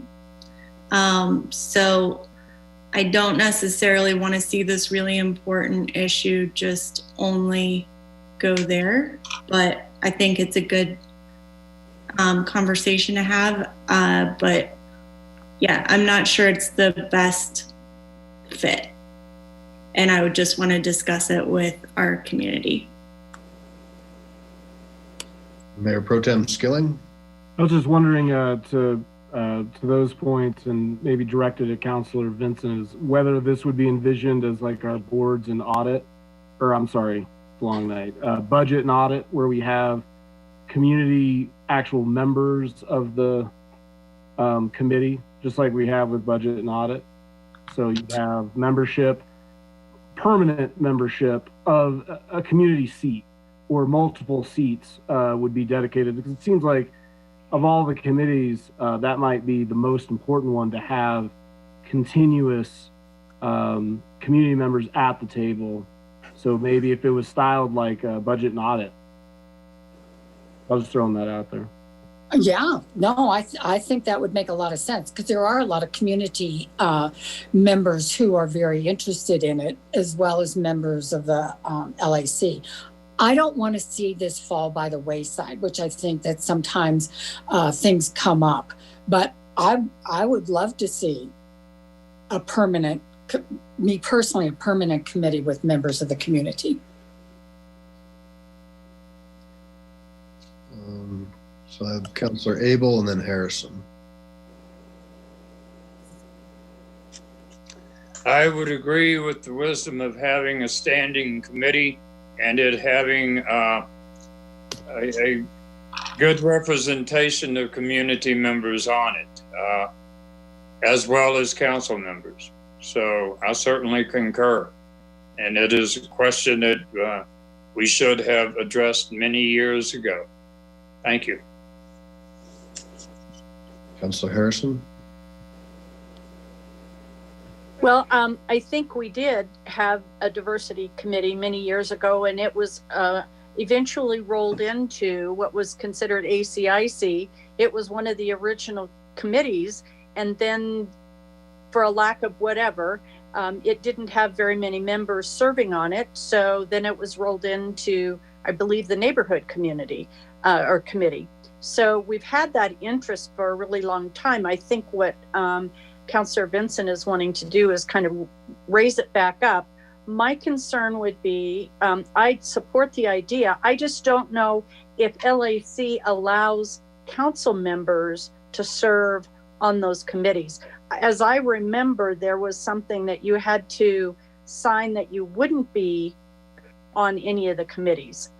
So that would be the only thing I would, now, please don't hear that as a no. I'm just saying, I think we need to figure out how to make it work, because I think diversity is important and I think we need to look at it. I'm just not sure if how it would work. So let's just put it that way. Thank you. Yeah, and that's fair, absolutely. You know, right now our only, well, we do have, but we have some flexibility, right? And so we need to weigh what that looks like. There is a list of folks right now that are doing diversity on the LAC, and I've also met with some folks in the community who would be interested in to participate. And really, there's an opportunity for all of them to facilitate a conversation, I think, and bring forth different things. So it would be upon council to figure out, does that, or should it be housed there, or should it be separate? And should it have council members on it or not? And also keep in mind we're almost 70 FTEs down right now. So would there be staffing associated, or would this with the existing LAC, it's already staffed. You already have somebody that's coordinating and working on that. So those are some of the other things I think would be something we'd have to consider. Well, here's a thought. What about if we let LAC look at it and come up with a recommendation on what they think and have it come back to council? I'm throwing that out. And that'd be up to the council. I do have to say something, and this goes to some of our clean energy folks.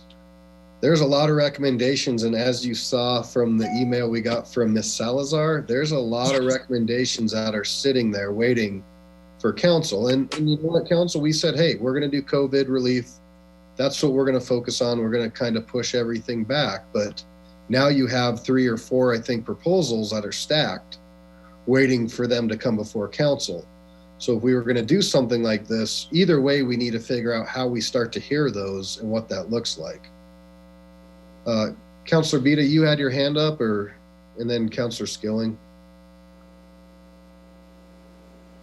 Yes, thanks, Mayor. I was just going to say I'm in support of going forward with this in some fashion that, that would have, to Councilor Gutwein's point, at least that it would have some legitimacy, so that it would, that at some point, if there is a recommendation, a serious recommendation, that it would eventually get to council, or the entire council. So I think there's probably several different ways to do it, but I think it's a good idea to have a committee of some kind look at these issues and deal with all the public input rather than doing it out of city council. I think you got to do the first level of scrutiny and then go from there. So I'd be in favor. Mayor Pro Tem. Yeah, as a big proponent of committees, especially ones like this that would have that the resident community member input directly at the table. I was kind of thinking just make it a standing committee of council and have 3 of us or 1 from every ward like we usually do. Have the community members, but just make it we don't need to go to the LAC. Let's just skip that whole step and let's just do it as a council committee. And if it's like budget and audit where it met quarterly, I don't think that should be too burdensome staff-wise. I'll go way outside my lane and say I don't think it would be too burdensome, but again, maybe that's something that would need to be looked at. Certainly don't want to burden staff with that, but I think we should look at it from a council. To Council Bita's point, it would seem to me that, if you want to give it, skip that step and make sure that you get actionable items sooner rather than later, it should be a council committee. Yeah, I get it. And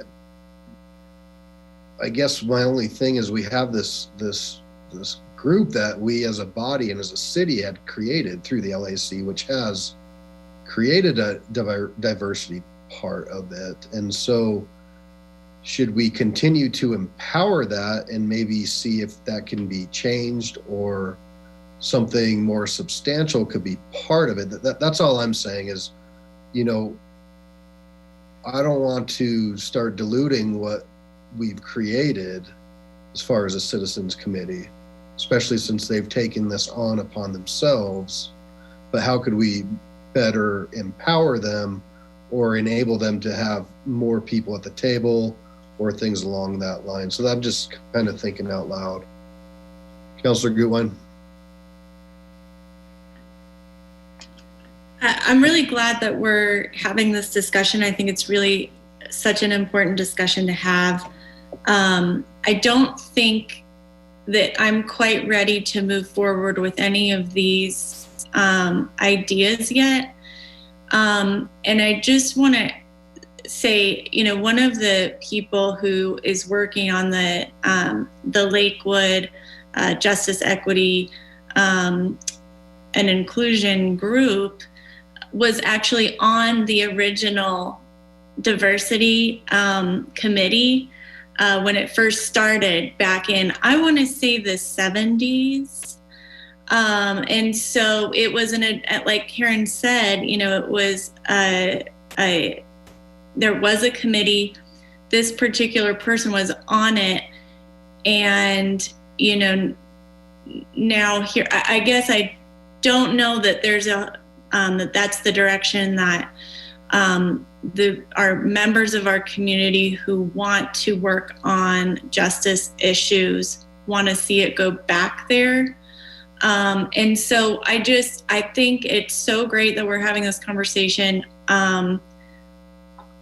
I just don't really feel like I want to commit to something without hearing from the people working on this in our community. So I want to wait and see if we can come up with something a little more concrete that is from our community, and that I also just really want to make sure that when we do start citizen committees and resident committees, that that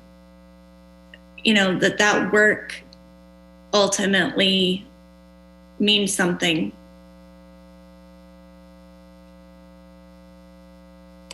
Councilor LeBeer, then we'll circle back to you, Councilor Vincent, since this was your proposal, and see if you have any modifications, and we'll just check the direction of council. Yeah, my comments are going to be similar to Councilor Gutwines. I've been talking with some of these people as well, and I know they already had some of their own ideas of ways they were considering engaging with the city or would like to propose engaging with the city.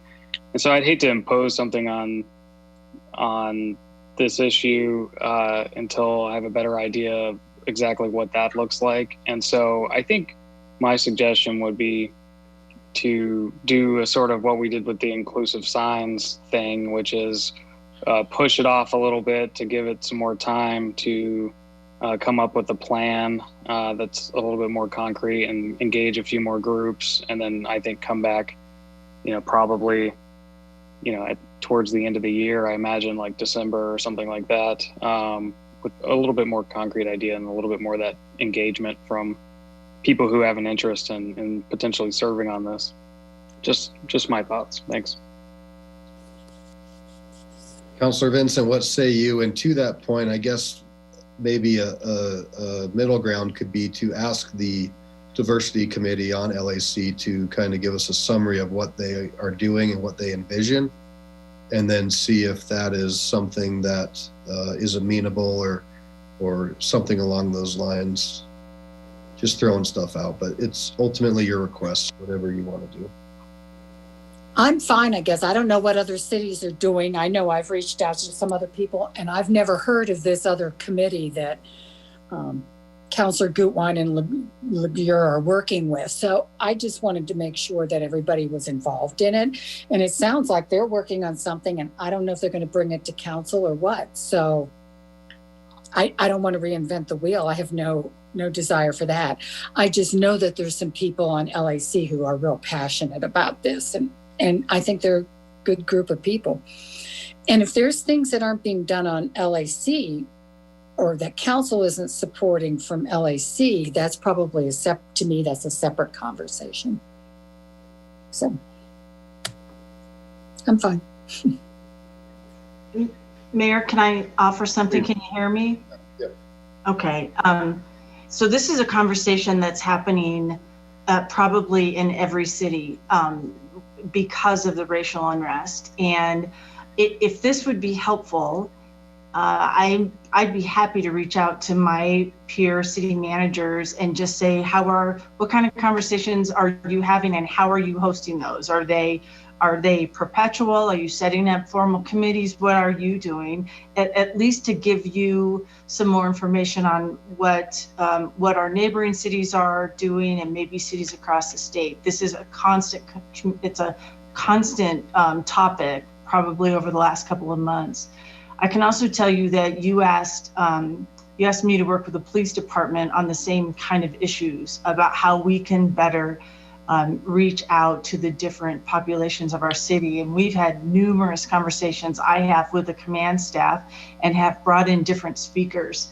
And we intended to bring somebody else, and we're talking about just right now. So I'm happy to update you on those conversations too, just to give you an opportunity to think about what may work for this community and what doesn't work very well. If that's something you'd like me to do, I can do it at my next executive report, just to give you a sense for what other cities are doing.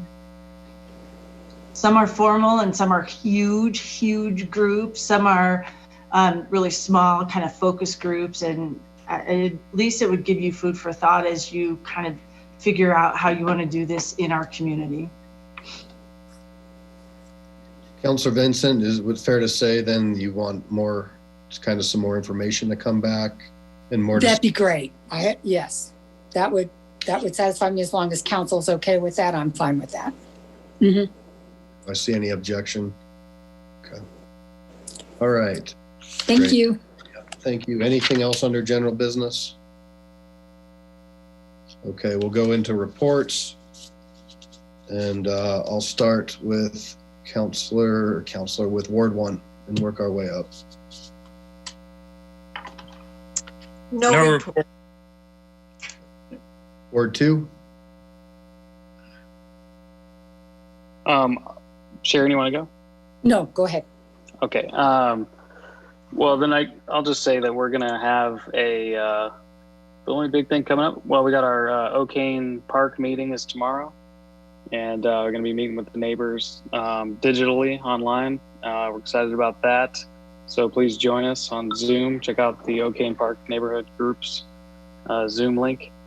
And on the Veterans Day, we're going to be having our ward meeting. So that'll be on the 11th. So looking forward to that. So, and that should be our last ward meeting of the year. So happy end of 2020. Thanks.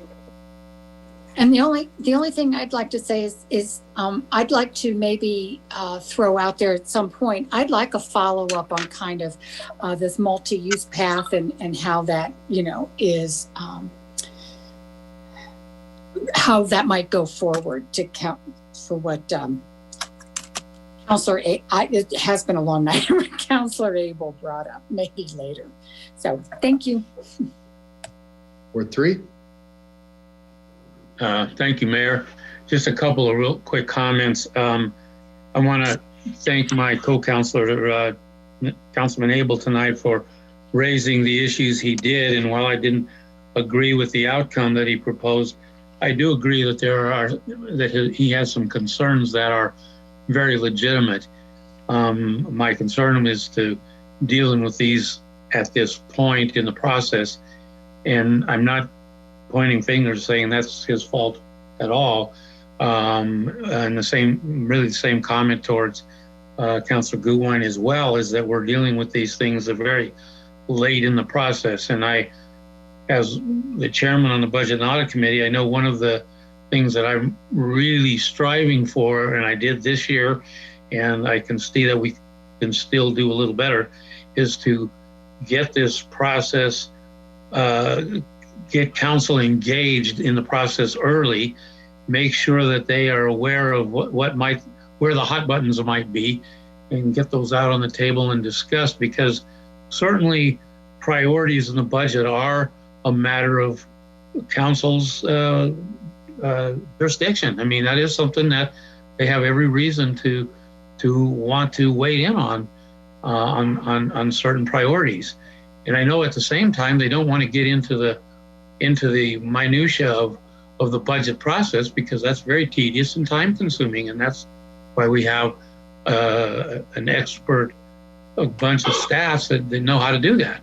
So somewhere in between there, we have to find a happy medium, and I would welcome any concrete suggestions, nothing general, but concrete suggestions on how we might next year improve the budget process, so that all of you feel that you had adequate time to give us give your comments, both to the entire council as well as the Budget and Audit Committee, and as well as the public as well. So I just want to make that clear. I'm looking for that. I've already talked to our CFO, and we're going to try and get this before the Budget and Audit Committee very early, maybe even this year, so that when we start cycling in next year, we've already got, the things we want to approve in place.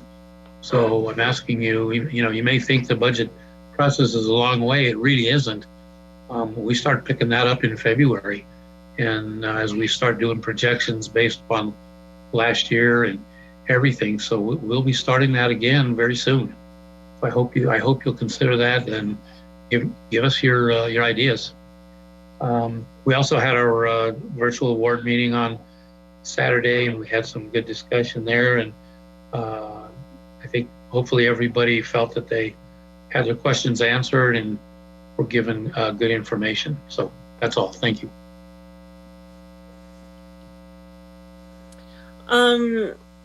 Yeah, I would just add that I'm continuing my work on the ketamine legislation and putting together a stakeholders meeting.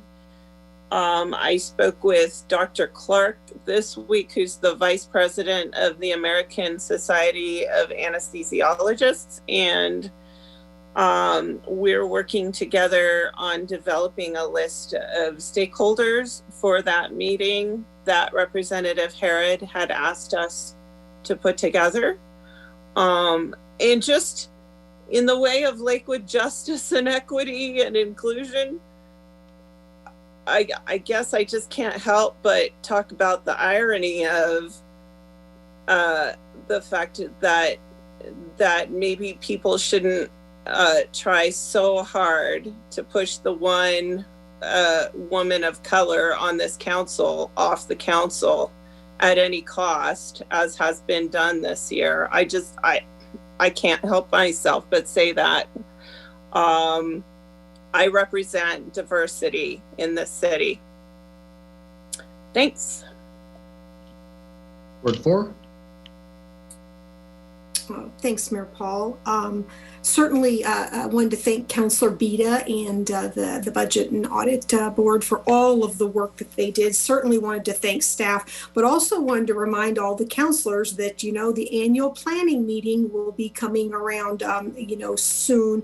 And that's a perfect place for us to have some of these discussions about where we want to put our priorities, not just from a topic standpoint, but dollars. So I think it's important if you've got, have questions about any spending that might be discretionary or where we may be able to shift some things to better meet community priorities. Certainly just be planning for that in advance of that planning meeting, because I do think that we need to start putting some dollars commitment towards very specific things and in a variety of realms. And then really just a shout out to everybody who's already voted. I mean, we're seeing obviously nationwide people doing a ton of early voting, and just want to remind people that we have a drop boxes in various locations. I think there's obviously one at City Hall, but there's another one at Green Mountain Rec Center.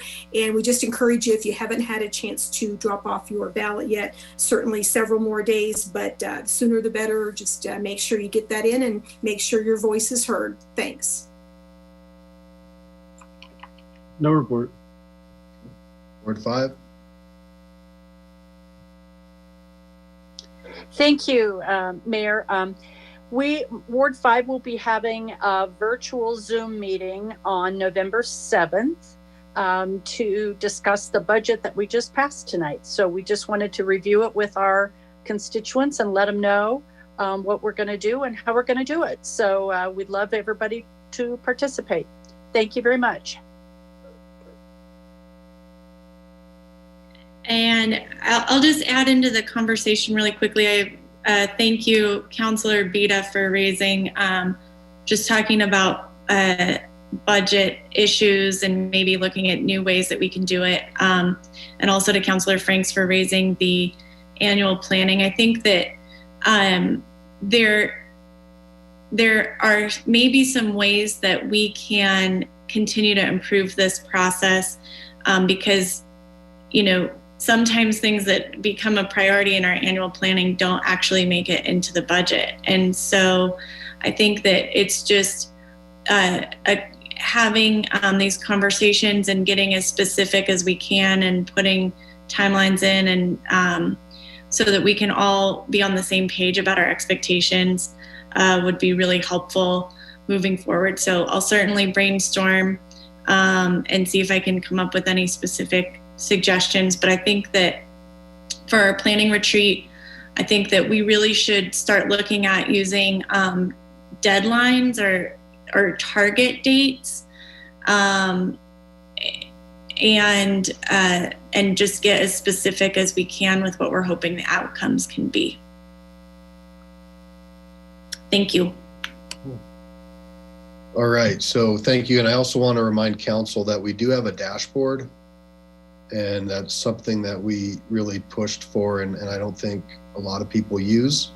So it's important as we go throughout the year that we utilize that dashboard to kind of see where things are. And, you know, I would echo and give just a lot of shout outs.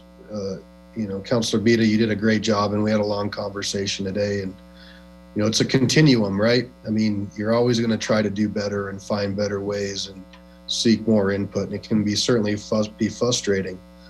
We're also dealing with unprecedented times. And if you look at what the city and the staff was able to do, cut $17 million out.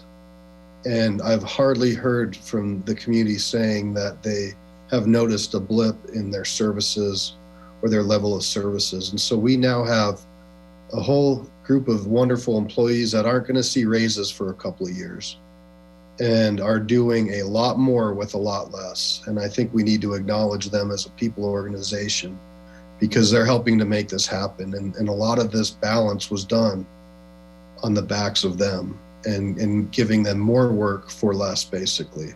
And so we need to keep that and be cognizant about that. I can't think, and I've talked to some folks, of a time when this city has had to cut this much money. I go back to the 1 cent increase in 2005 or 6, and I don't think they were even looking at cutting this much back then. So this is a big deal. And, you know, certainly we left the retreat in February fired up with some amazing priorities. And a lot of those, basically all of those got shelved because we went to triage.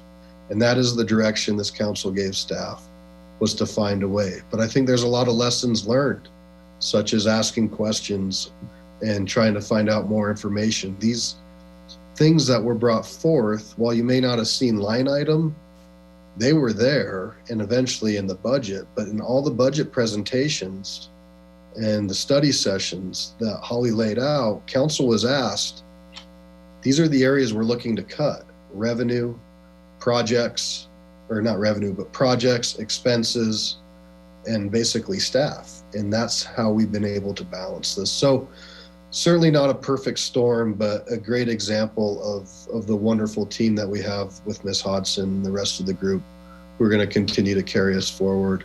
And Ms. Bjorklund, again, came into this in the middle of a fire, right? And got us through.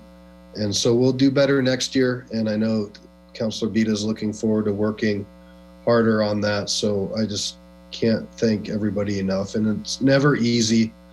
And we certainly want things to move a lot faster. And maybe there's different ways that we can do that. But we also have to have the opportunity to reach out to staff and ask questions. It's not an ambush to come on council night and try to stump the presenter, right?